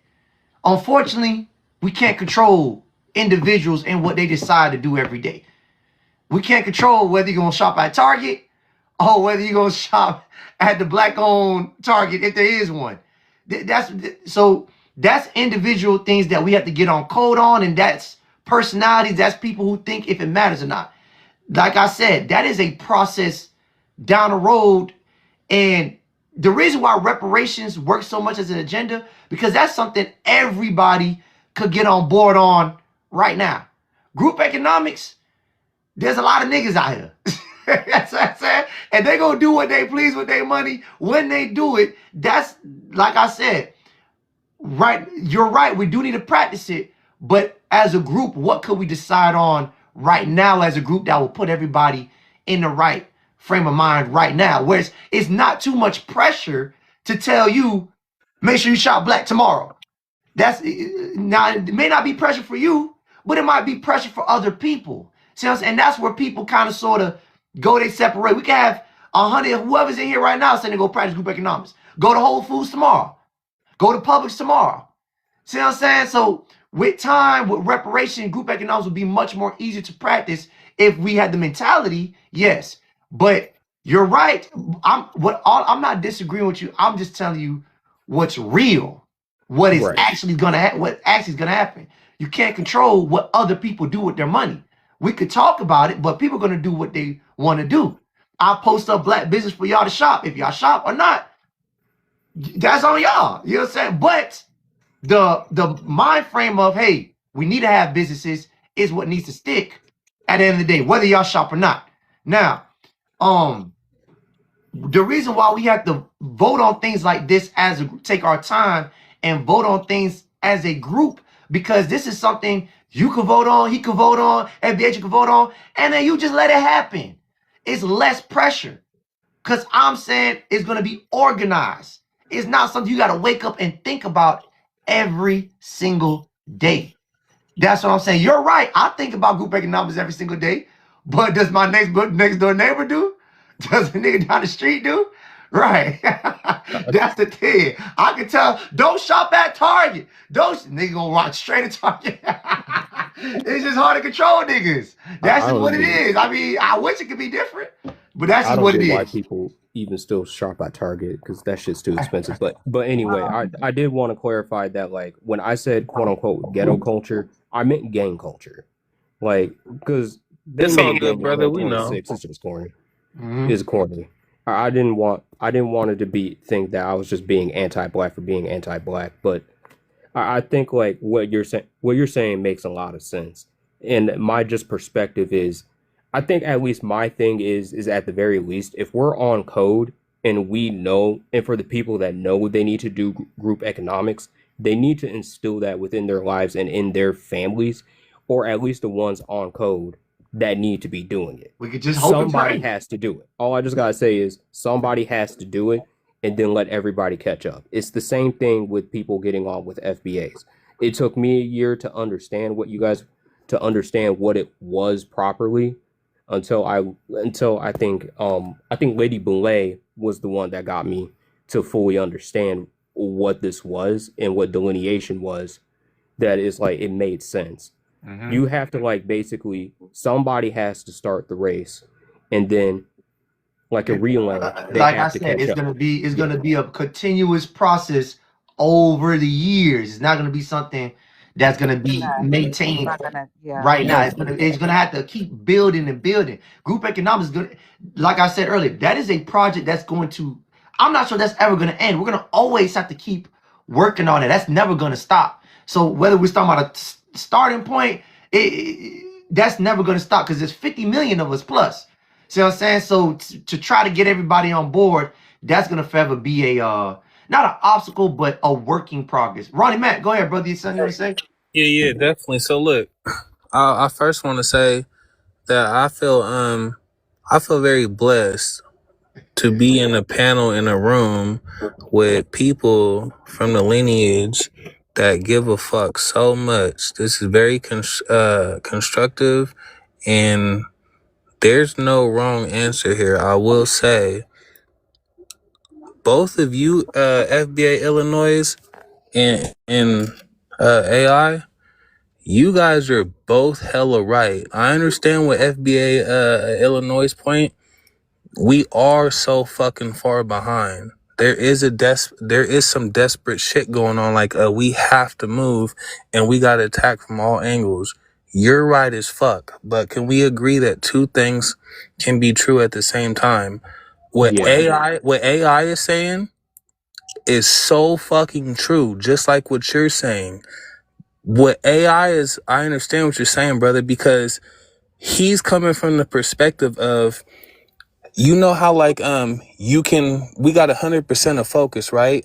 And you can put your focus into 10 different things and have 10, 10, 10, 10, 10 going in, or you could have your focus going on to one thing where you're putting 100% into something and you're able to get shit moving, right? So while FBA Illinois is so fucking right because of how far behind we are, what AI is saying is so right because of the focus and what us putting our focus into that and our energy into that, what that will accomplish. And then there'll be like a domino effect, like what he's saying. So nobody's wrong, but I would like to say that going off of what Dr. Claude Anderson said, right? And because we are so far behind, the H crime bill, I think, and I've said this before, that I'm not going to say should be because we should be going for all of it, but I think the H crime bill is more obtainable before reparations and before you can get everybody to be on board with group economics. Now, I'll just put this out there. Everybody's not going to be on board with nothing. There's no group in the world that is on board, that is on code 100%. And unfortunately, our group of people, we're held to this fucking impossible ass standard that no other people are fucking put up to, right? Mm-hmm. You know, and I'm gonna land with this. With that being said, when we the H crime bill, that can be obtained fast, right? Even without it can be obtained fast. The Asians got it, right? That can be obtained fast. And when we get the H crime bill, that'll stop so much shit. But both you brothers are right. And I will say for everybody that's listening, we're not going to have everybody on code, but we don't need everybody. During the civil rights, we only had like 15% of the motherfuckers pushing that agenda during the civil WAR. There was 200,000 of us that had fought. We never needed everybody, and you can't get everybody on code. It's about the numbers that will and what we're going to do with that. So you guys are both It's about organizing, having a organized Exactly. function that's moving, and people came together as basically it was a community, not a large community, but people recognized it that black people were pushing for civil rights. See what I'm saying? So when someone unalives somebody in the street, they marched together as a community. They moved as one. And the reason, and like you said, they didn't need everybody. So that's what I'm saying right now. Right now, we can move as a community. Ronnie Matt, you want a hate crime bill. You brought the Asian community. The Asian community have a community. They have people behind them to push that narrative. As us right now, we don't have communities because we lack economics. But media is what runs and will push people to understand quicker of what's going on. Hey, real quick, and I'm gonna land with this, you're right, because you reminded me. Look, last night I was in a brother's live. I think of him like I think of AI, and I think highly of AI. And I'm gonna be real quick with this. So I told him last night. I said about what AI just brought up, right? I told him, I said, with all the documented the files that we got, even going down to back to Clubhouse and the slave auctions and all this stuff, and people want to strap BOMBs to their chest and light us up with gasoline and all that. With all this stuff that we've been documented, right? We do need, I said this on the live last night, we do need lawyers, and we need somebody to be able to take all this evidence and all this stuff that's been going on the streets, because we got documentation of that and on these apps, real like T-risk type shit going on towards us on both ends. We need a lawyer, and we need some people that'll put money into this group, or this organization, or this movement to push forward. AI is fucking right. You guys are all right. There's no wrong here. You feel me? Because we a family. We got to figure this out. But I said that last night. You are right. It is the media. We got the files. We got the proof. And we got a long history of motherfuckers doing us wrong. We just have to be organized with this, like AI is saying. And like I said, nobody's wrong. But I appreciate you guys. And but that is what we need. We got the proof. We gotta fucking organize. We gotta get the money behind it. We gotta get this in somebody's face that's gonna pay attention to this shit. You feel me? And that's how we'll be able to get the H crime bill. And once we get that, you feel me? It'll be like a weight lifted off our shoulder, and we'll be able to go to the next step. Thank you. Appreciate that, running man. I want to say something real quick. Hold on. Let me go ahead. Go ahead, Illinois. Go ahead. No, it's going to be real quick. But I wanted to say that I completely agree with him that the H crime bill is like at least an immediate issue that we can get, and it needs to be the first thing before reparations.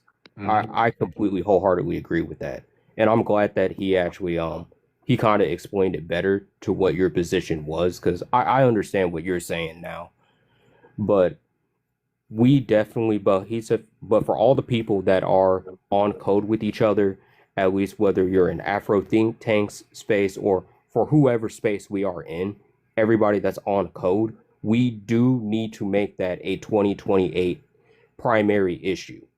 Because if we're doing what I'm hoping we're doing for the midterms and just not voting or voting Republican or some people voting Republican, that it gets the message across that the black vote is at play, and we can demand whether we get the H crime bill or reparations. Hopefully we can get, ideally we would get both, but somewhere within the election of 2028 and the midterms, which I think we're too late for the midterms at this point, but that hate crime bill or H crime bill is priority number one. That has to go. That has to come before reparations, period. 100% correct. I agree. You got something to say? Yeah, I was just about to say AI, and I'm gonna be real quick. You got to understand FBA's mentality. He military like I am, so he used to. If we need to get it done, let's get it done. But the key to that is we always had the resources available to get it done. And unfortunately, when you spread thin, if you got the resources, you can get it done. We don't have the resources and we spread real thin, but we need to be walking though for sure. Need to be walking. Right. I want to say something real quick. Go ahead. I almost forgot you was there. You just scared me. I'm sorry. Hey, no, because I just been sitting back listening for real. Y'all been spitting fire. But I just want to say this real quick. If there is like some back channel conversations or organizing that's going on, because you can check my history. I'm boots on the ground. I'm more about actually going out and getting shit done. So if it's some, things going on the back channel or, some organized, I definitely want to be a part of it. That's all I want to say. Okay, Karen, most definitely, for sure. FBAJ, holla at me. Yeah, what's good, y'all? Shout out to the panel. Shit, what's going on, brother? Nothing much, man. Just dude, I hear y'all talking about lineage business, so I just wanted to give my input. Okay, go ahead, brother. Holla at me. Well, this nigga mischievous as fuck. what the fuck, bro? Y'all gonna stop doing me like this, bro? We ain't talking about the tethers right now, okay? So I'm really serious right now. Go ahead, brother. Go ahead. Hey, man, I didn't even open up my circus today. Okay, the circus will be open in the morning. All right, look, I'm merging Tether Tuesday and Wani Wednesday together because I ain't just talking about tethers. I'm going at everybody. Okay, Now, there you go. Yeah. So, anyway, but no, like, bro, I'm gonna be real. Out here in Texas, we got a huge immigrant problem. Like, it's starting to become very overwhelming. I'm gonna be honest, bro. It's like nowhere you can go without seeing them in your neighborhood, on your block, with businesses, patronizing to you, but really don't want to have nothing to do with you. You can feel the tension when you walk in there with a lot of them. I'm not even gonna say some. It's a lot of them. Like you can feel that tension. Like when you go into the Arab store, they act like they customs and they morals are just so top notch and upper echelon, and we're just so beneath them and we're below them because we are darker tone and they're a lighter tone. And but you over there looking like the grocery store keeper from freaking The Simpsons. And then we got freaking the Asians. They got they little mini Hong Kongs all over freaking Texas. They got they shopping malls everywhere. It's a mini Chinatown in every major city in Texas. They got one in Dallas. They got one in Grand Prairie. They got one in Arlington too as well. They got shit. They even got one in the phone. Didn't even know they had one out there in Fort Worth. I stumbled across that shit one day going to one of the malls out there. Like Mhm. it's really becoming a problem. And don't get me started on the Nigerians because they've been a problem. Yeah, yeah, They've been them acting. niggas been They've been coming in here acting, since the damn '60s, nigga. They been inflated like a motherfucker. bro. They've been acting like talking about. Let's just start with crime and the crime rates. You know, before we started delineating, they was the ones contributing to most of the crime. Mm-hmm. No, I'm talking about in Texas. Shit, Before, I believe. I mean, the Shaw Posse, the damn Jamaicans, the Zopan. I believe like it. in Texas, bro.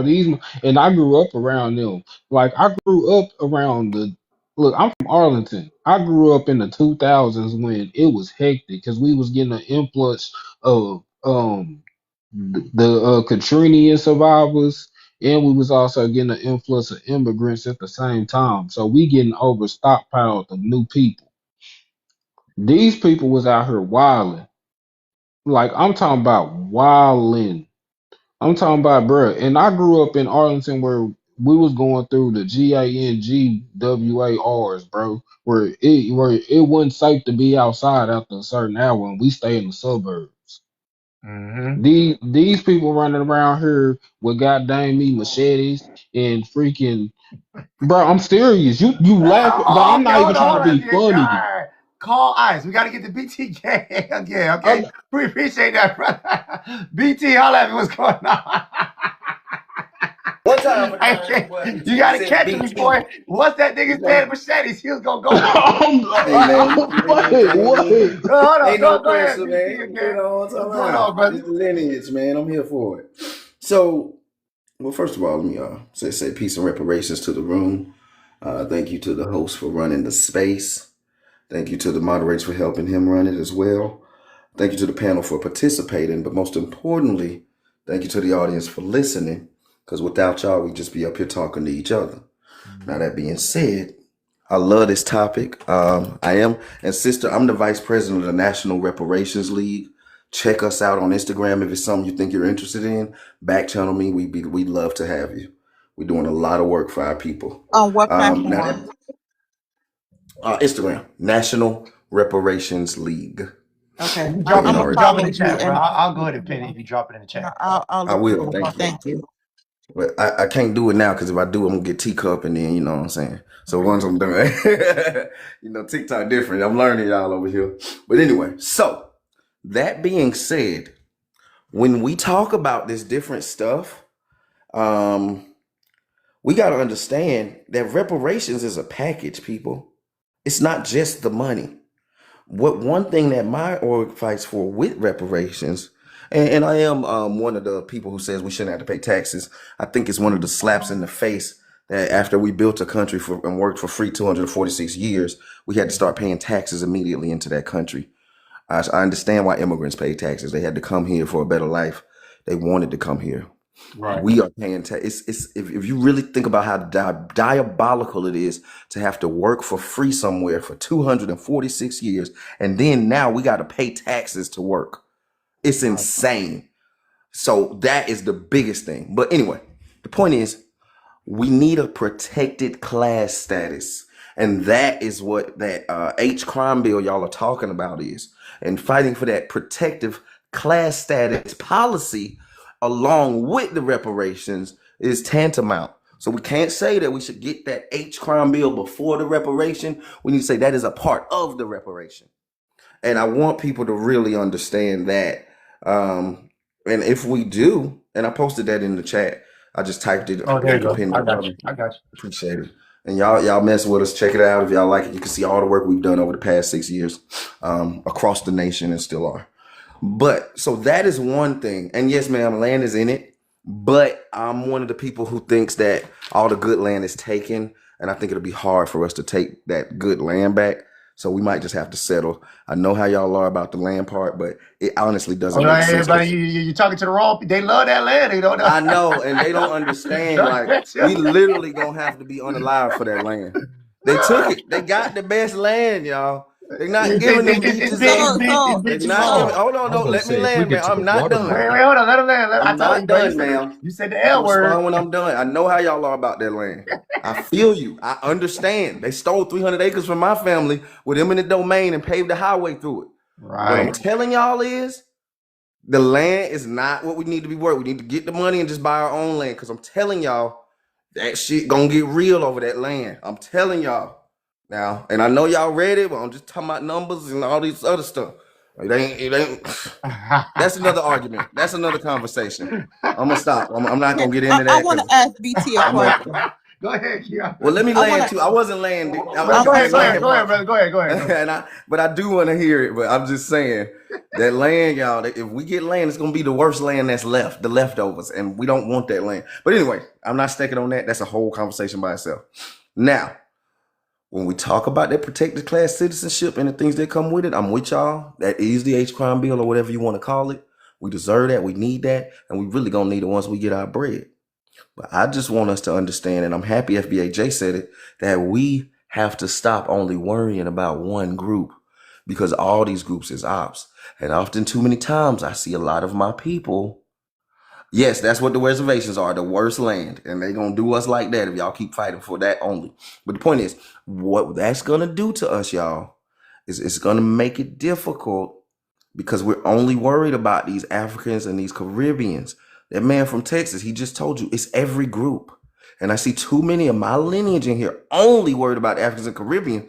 We got to worry about African, Caribbean, Mexican, Hispanic, Guatemala, Honduras, Asia, Malaysia, El Salvador, Ireland, Ukraine, etc., etc., etc. Right. I am in the telecommunications industry.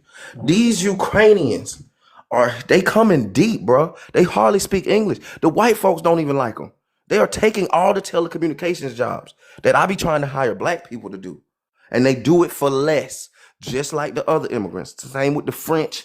We got people coming in from Senegal. We got to be focused on all immigration, not just the Africans and the Caribbeans. They are a distraction. We've already defeated them. We already delineated. They're already losing. We're taking our scholarships back. We're calling them out, y'all. We got to focus on these other groups because they've been squeaking by while we've been arguing with these Africans for 45 years. And I'm going to land there. Thank you. Go ahead, Kiana. You guys. Okay, so I wanted to ask because, all right, let me go here first. A lot of people, not me personally, but I know a lot of people in doing their lineage, they have recovered land that is due to their family. I mean, we got examples like what was it? Bruce's Beach. Just examples of our people's lands being taken from them. And we've had to go through different avenues to get it back. And then even after getting it back, they come up with some kind of trick bag to like finesse us out of what we are really due. The reason why this is so concerning to me is because it didn't stop. There are people right now here in Chicago who are having their property stolen from up under them because the government is coming up with all these different ways to finesse them out of their properties that has been in their families for generations. And this is why I agree solely with you guys on this H crime bill, because I feel like that's something that will fall under that and protect us as Black Americans from having property and land stolen from us that is due to us, that is our generational air right. My question to you is, when it comes to situations like that, like we're not just talking about, us trying to, just go out and just get land. I'm talking about land that has been in our families for generations. And these people, this government coming in and stealing what's rightfully ours from right up under us. No, you're right, but I'm just trying to be realistic. I'm just telling you. I know you're right. I agree. The water, the beaches, we owned most of the beach land. South Carolina, Charleston, Miami, that was our shit. I am with you. But what I'm saying is that's a battle that I don't think we can win. I don't. I do work at these folks at the lake houses, at the beach house. These folks love this shit. They done paid them 2.5 million. It's just it's a conundrum that we gotta unpack. And I know it's gonna be that will be like the fight to the unalive. It might only be like 1,000 of us left after that battle if we go there. Like I'm telling you, like if we might and we'll win it because we God's people. But it's just gonna be so real. We might as well just get the bag. I Because know that, we're because not Okay, BT, so gonna real that's, win. quick. because BT, that's all they're playing for. They're playing for the land. We will be competing with Bill Gates, Elon Musk, major investors. Is not just no because I went through this process before trying to obtain land. Just to help you out. I mean, I agree with both of you guys, but you're striking a point that I think that this panel is probably missing just a tad bit. Is we're speaking on what is not the easiest route, but what is something that won't take so much of our energy that we could do right now. That's the Yes. conversation. So when I'm talking about, group economics, yeah, we all know these things need to happen and we need to practice it, but it's kind of like uphill battles. What's happening right now? FBA just came on and said there's so many people moving into Texas. They all got businesses. So this fight that we're fighting against FBAs, it's not easy. It's not a bam, bam, do this. Because different things are happening to us at once. We just started to delineate. Yes, brother. We just started to delineate. So to say things like group economics, get the land, it's kind of like it's not. People have strategized and they have put gates up on these things. The whole purpose of economic shutouts was so to make it hard for group economics. That's why everybody clicked up. You know what I'm saying? It wasn't so we could just wake up one day and say group economics. It wasn't say let's shut these people out on purpose. See the thing about us, they did these things to us intentionally. It wasn't by accident. These people have thought 2 generations about this. See what I'm saying? We are usually late to responding back to white supremacy. That's been our biggest downfall is how late we respond to them and how late it takes us to catch up to what they've done. See what I'm saying? It takes us a little bit too long. So when we're talking about things, we have to strategize and really think about what is something that we could do right now that won't take up anybody else's time from their daily lives that they already are struggling to live. That's all this conversation is about. What is the most easiest thing for everybody to agree on right now that doesn't take any time? The reason why everybody loves reparations, you know why everybody loves reparations? Because all you gotta do is vote for it. That's it. You don't gotta put in no real work. You ain't gotta fight no cracker for it. You can live your life and vote, and that's why everybody gets on cold with it. You know what I'm saying? So when I'm bringing up these solutions, I'm thinking of things that doesn't take up too much of people's time and thinking process where another people are saying, I'll take care of this as a group, as an organization, if you vote on it. Right. And the brother's right. Reparations and hate crime bill, simultaneously, do they both happen at the same time? I don't know, BT. I don't know. I know, and this is conversation now. But I will say this. I think the H crime bill should, because again, reparations is not just one thing. People think of reparations and they think of a cash payout. No, reparations is not.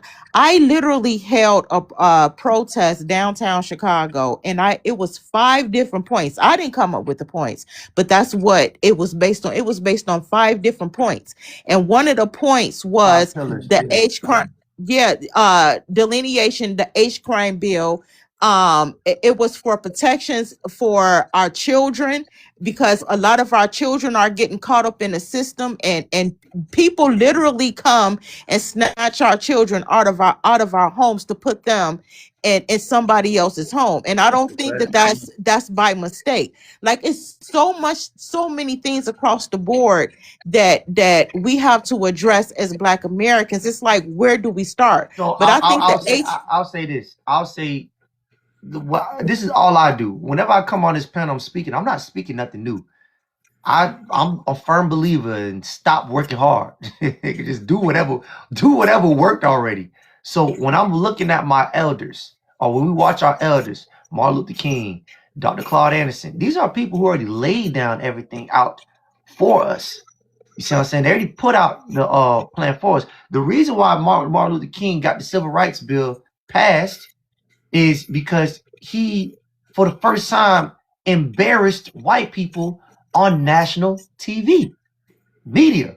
That's how he won. That's it. If there was no TV going on at that time, if the whole world couldn't see what they were doing with us, doing to us during that time, best believe we will still be in Jim Crow right now. Best believe we'll still be segregated or won't be able to have the access that we have. Well, desegregation, or segregation wasn't too bad, but it was bad because we didn't get the same resources. But other than that, best believe if Martin Luther King didn't put these people on blast, we would not have what we have today. So that's why I'm a big component on media first. Then the media is so we could get the civil rights bill. The media is so we could get this civil rights bill, because that's what worked. That's what worked in the past. Delineation works because Dr. Claude Anderson he laid it out already. Tariq Nasheed, he's not talking about nothing that Dr. Claude Anderson had already said. He just made it more popular. Right. But it's already been laid out. It's already been said already. I'm a big component on watching what already has worked.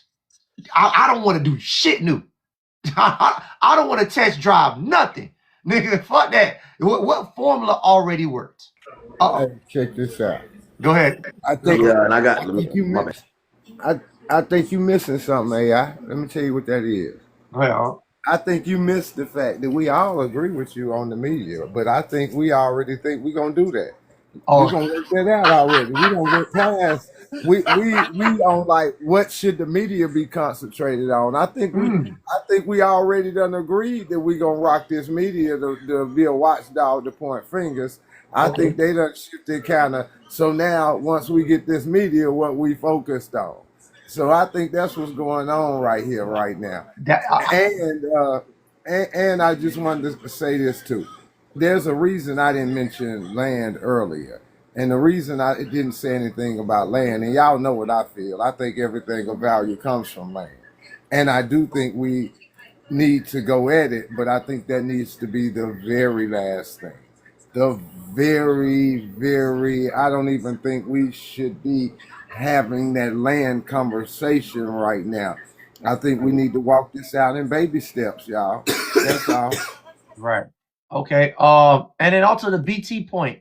About us targeting Caribbeans and Africa. The reason why we targeting these hyena nut chasing niggas every other night is because they are the worst ops, because they're actually in our communities. And if I'm in Miami and I see a Cuban, I already know what time it is. It's point and simple. Like, yeah, nigga, cracker, Chico, I know you don't like me. Right. But the Haitians, the Africans, we all one nigga. It's deceitful. And because you have my color skin, you could pass for me and get into political offices and go against our agenda. That's the real problem. We already know the Ukrainians by skin color. We already delineate from those people. We're not saying they're not a problem, but your problem is always going to be proximity before it is anything outside of that. So I'm saying, so these people have came into our neighborhoods, acting like us, acting like they were cool with us while they're talking shit behind our back, and then get into political office and act like Brian Donalds and say no to reparations, who might win the Florida governor spot right now. Or Wes Moore, who said we shouldn't focus on reparations while you're looking like me, but you're not me. So I think that's the biggest problem that we're having with them. But that doesn't exclude that we like or don't, you know what I'm saying, don't talk about these. But those other, and the reason why we know this to be true, notice how these other groups of people, they don't come on our panels.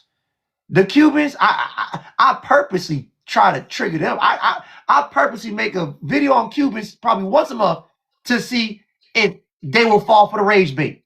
They don't. You know why they don't? Because they're like, nigga, I thought we told you we don't like you. I thought we already told you niggas we don't like you niggas. Why you talking about shit that we thought we made crystal Clear to you niggas. White people. Duh, we're racist. Why we need to come on your panel? You know we're racist. Like, the reason why the Africans and the Caribbeans come up so much is because they're guilty. They're guilty of hiding the fact that they're racist and prejudiced. They're guilty of it, so they want to defend their names. Cubans and the rest of these niggas, they don't give a fuck about these colors. Yeah, we don't like you, nigga. And what? Now what? Well, see, no. It's a few parts to that, and you close, but I'm gonna push back, and I will say a lot of some of it's because of the algorithm, and I know that because I be making other pages, and I try not to like no black pictures, and I don't put my race, I don't put my picture up, because that algorithm, once you get in certain algorithms, you stuck. So you won't see it, so it's hard to see them. And so when I do that and I change, and I might even put a fake race or a fake picture, and they put me in a different algorithm. This ain't it. This is my second page. My main page, black as it. This one I tried to keep. Y'all niggas found me, but I'm here. But the point is, so that you got to do the algorithm work. That's one. Now to that point, when we talk about what y'all said, and I'm with you, and I'm loving this build, we got to understand that in the strategy, and that's my word I love for us. That's our word of the year, y'all. Strategy and manipulation. We got to manipulate these systems for our strategy. Now, that being said, when we talk about the media, my only thing is, and I'm gonna say this story real quick. If y'all remember back in the day, when the song came out, we all listened to it because it was on the radio. It was on the BET, MTV, the video, whoop de whoop. It wasn't that many media outlets because we didn't have our phones. So whatever was popping, it was pushed through the radio and the TV, and that was it. We don't have that option now. That's why it's so hard for everybody to be on the same stuff. Well, wait, what do you mean you don't have that option now? This is the decline of the media. I'm gonna tell you. Folks got these phones. Everybody can look at whatever they want. We ain't have no choice back then. When you got in that car, you had to listen to whatever your black radio station was. When you woke up, you had to turn BET or MTV. Now, Negroes got the option to just do whatever. That's why even these. I disagree, BT. Let me land and then disagree then. And here's the reason why I disagree, because 9 times out of 10 we didn't control those radios. I think this is the first time where we actually create our content and we're able to focus on what we want to. If someone promoted too much black shit, they'll cut that shit off. That's Martin Luther King already. Cut that nigga off. Yes. But let me tell you, look, listen, they do it now. They do it with our YouTubes now. They would demonetize you, or they would try to give you strikes, and they say that, all right, you talked about this shit. Well, I'm pretty sure they were doing that shit back then. But the problem now is too many people have easy access to media. I think this is the time frame of media, and we should take advantage of it. Back then, they controlled where things kind of circulated, even if you were okay. The tower. If we had a radio station, the tower of that radio station wasn't owned by black people. That tower that captured the satellites was owned by white people. They could cut that shit off, or control what they want to put out there. Okay, you cooking. I see where you going. Now, since we all got YouTubes, we all got pages, it's kind of hard to, pinpoint which one. Yeah, they can't. And even if you do cut off the YouTube, that's why I say in this organization, we'll still have newsletters. You will still get it. You know what I'm saying? You will still get passed out. You will know. So I think this is the time of media. I think we need to be taking advantage of this, like right now. Okay, no, I see what you mean. I meant is getting everybody in one place, but we can be in a whole bunch of places at once. So I'm with you. Yeah, I got you. You fixed me. All right, I'll land. Sorry. Oh, ball head, Todd feels good. This is the best time ever to be alive here on Earth because we are all connected. We have access to what we don't want to hear. And we never had a time like this here on Earth before. You feel me? So yeah, you're most definitely right, man. They cut off a lot of stuff to us back in the day because we were controlled, but now it's like the controlling is kind of off. So this is why we are in the age of information now. You feel me? The age of information is about all knowing everything. You feel me? So you can't be ignorant to stuff no more. Right. Exactly. So listen, y'all, like I said, this is this is something that I'm just proposing to y'all. Unc said that we're past that. We all know that media is important. I just when I look at people and I see what they're doing to us and I seen their strategy, I'm looking at how they're moving. They're moving as cliques and they're controlling narratives. Asian hate crime bill. Since when the fuck anybody hated a fucking Asian? I barely see it. What the Yeah, fuck? that was crazy, Yeah, bro. what the That sis? was a What the fuck? slap in the face. Anybody? Who the fuck hates him? Who the fuck? Obviously, little do we know, they have a media, and they're able to come behind each other as a community to push it. See what I'm saying? To push that rhetoric. What they have is they have representatives of that media, and then they have lawyers on top of that, and that's how they're able to attack. When I watch the Jewish community, they shut shit down so quick. Get a nigga banned from a whole country, can't perform because anti-Semitics. Man, these niggas, I'm watching everybody move like the mob. Everybody has been moving like the mob against Black Americans, Latinos, Asians, Jewish, white people. They move in these collective groups. I just showed y'all what they just did to the white boy, Nick Shirley. Nigga out there exposing the Somalians, exposing fraud in California. The immigrants came back and tapped his head. We're going to put an act called the Nick Shirley Act. He has an act in his name saying that he can no longer record in California in businesses that targets immigrants. If you do, you are fined and you got to take down your media. See, that's their watchdog. That's the watchdog. And they're able to monetize from it. They said you had to pay $10,000. $10,000 if they catch you recording their businesses.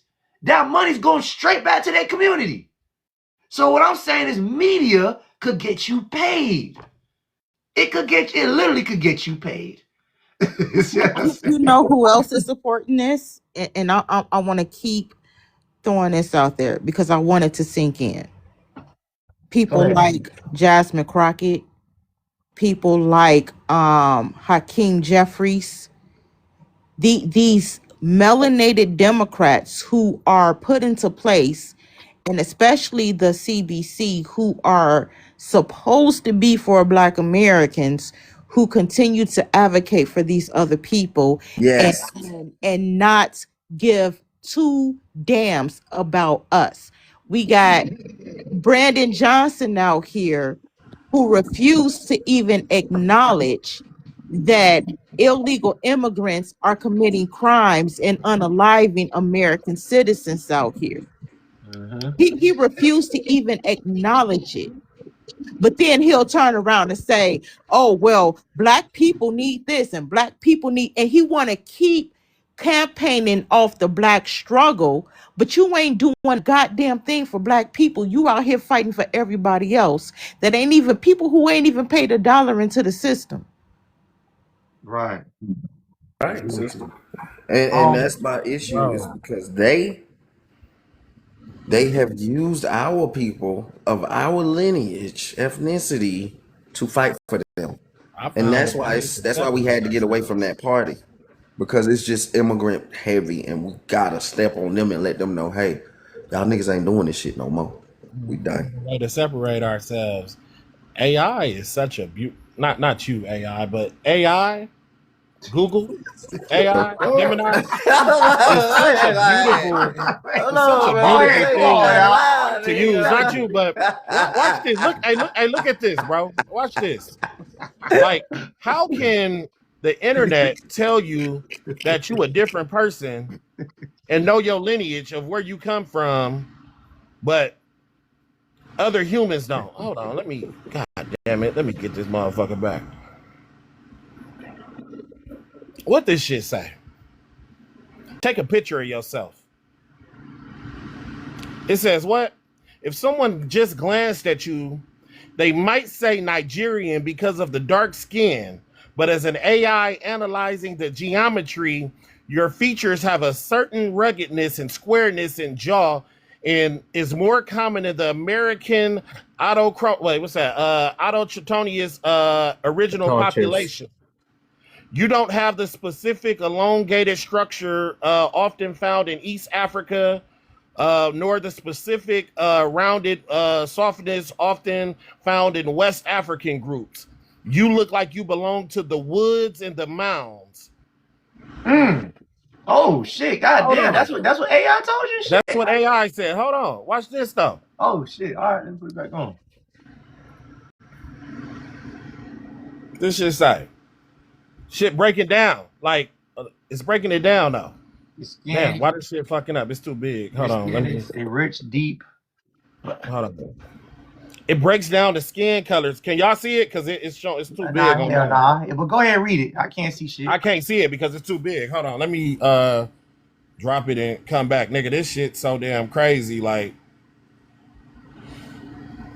it actually looks at your skin. I mean, it's just common sense that not everybody's gonna be the same across the planet. Like just because there's a lot of melanated people the same skin color as me, that's not me. You have a very prominent, strong forehead and a broad skull structure and a cranitarium of what's that? Anthropology studies of early American remains. This broad head trait is often associated with specific indigenous lineages of the Southeast mound builder cultures. It's a powerful structure that suggests a deep ancestry presence. Skin undertone. Your skin is rich, deep mahogany. Closely at the light hidden, the features are reddish and bronze undertones. Standard West African phenotypes are blue and black, or cool tone bases. The indigenous black phenotype frequency, what's that? That frequencies, those warm, earthy red tones that is too big right there. But that's found in Georgia, where your ancestors where your ancestors could have been from. Boy, that's good game right there. Ball head. I might do that. Talks about your nose and everything. I'm telling people, bro, start taking pictures of yourself. Look, nigga, look. This Caucasian boy, and this ain't just me. Look, this Mexican tried to break down, tell me that we wasn't indigenous to this land. What does it say about him? It says, I just took a screenshot of him. You are indigenous American Siberian type and Southern European Mediterranean. Here is the breakdown of his specific features. Indigenous American / Siberian markers. Bone structure has the broadening prominent cheekbones, wide jawline that are hallmark traits North and Central American indigenous populations. It talks about his eye color and all that. Basically saying he's a mezquito at the top. He has a mezquito profile. Bro, start looking up yourself, man. And the motherfucker, like the answers are here. Talk to AI. The shit's gonna get you what you need to know, bro. There we go. Appreciate that, ball head. Miss Brooke, how you doing, man? All right. And that's Google Gemini to be exact for you, the rest of everybody. Okay. Appreciate that, ball head. Miss Brooke, you might mute it. Hello, how are you? I'm good, Miss Brooke. How you doing? I'm good. Hello to everybody on the panel. Man, that was some interesting stuff that he got out of AI. Wow. And it's funny because as a woman, right, when you get your foundation, like I'm not really a foundation wearer, but I remember my mother back in the day before we had all these different colors, her having to get her foundation made, and she would always talk about the red undertones in her skin and how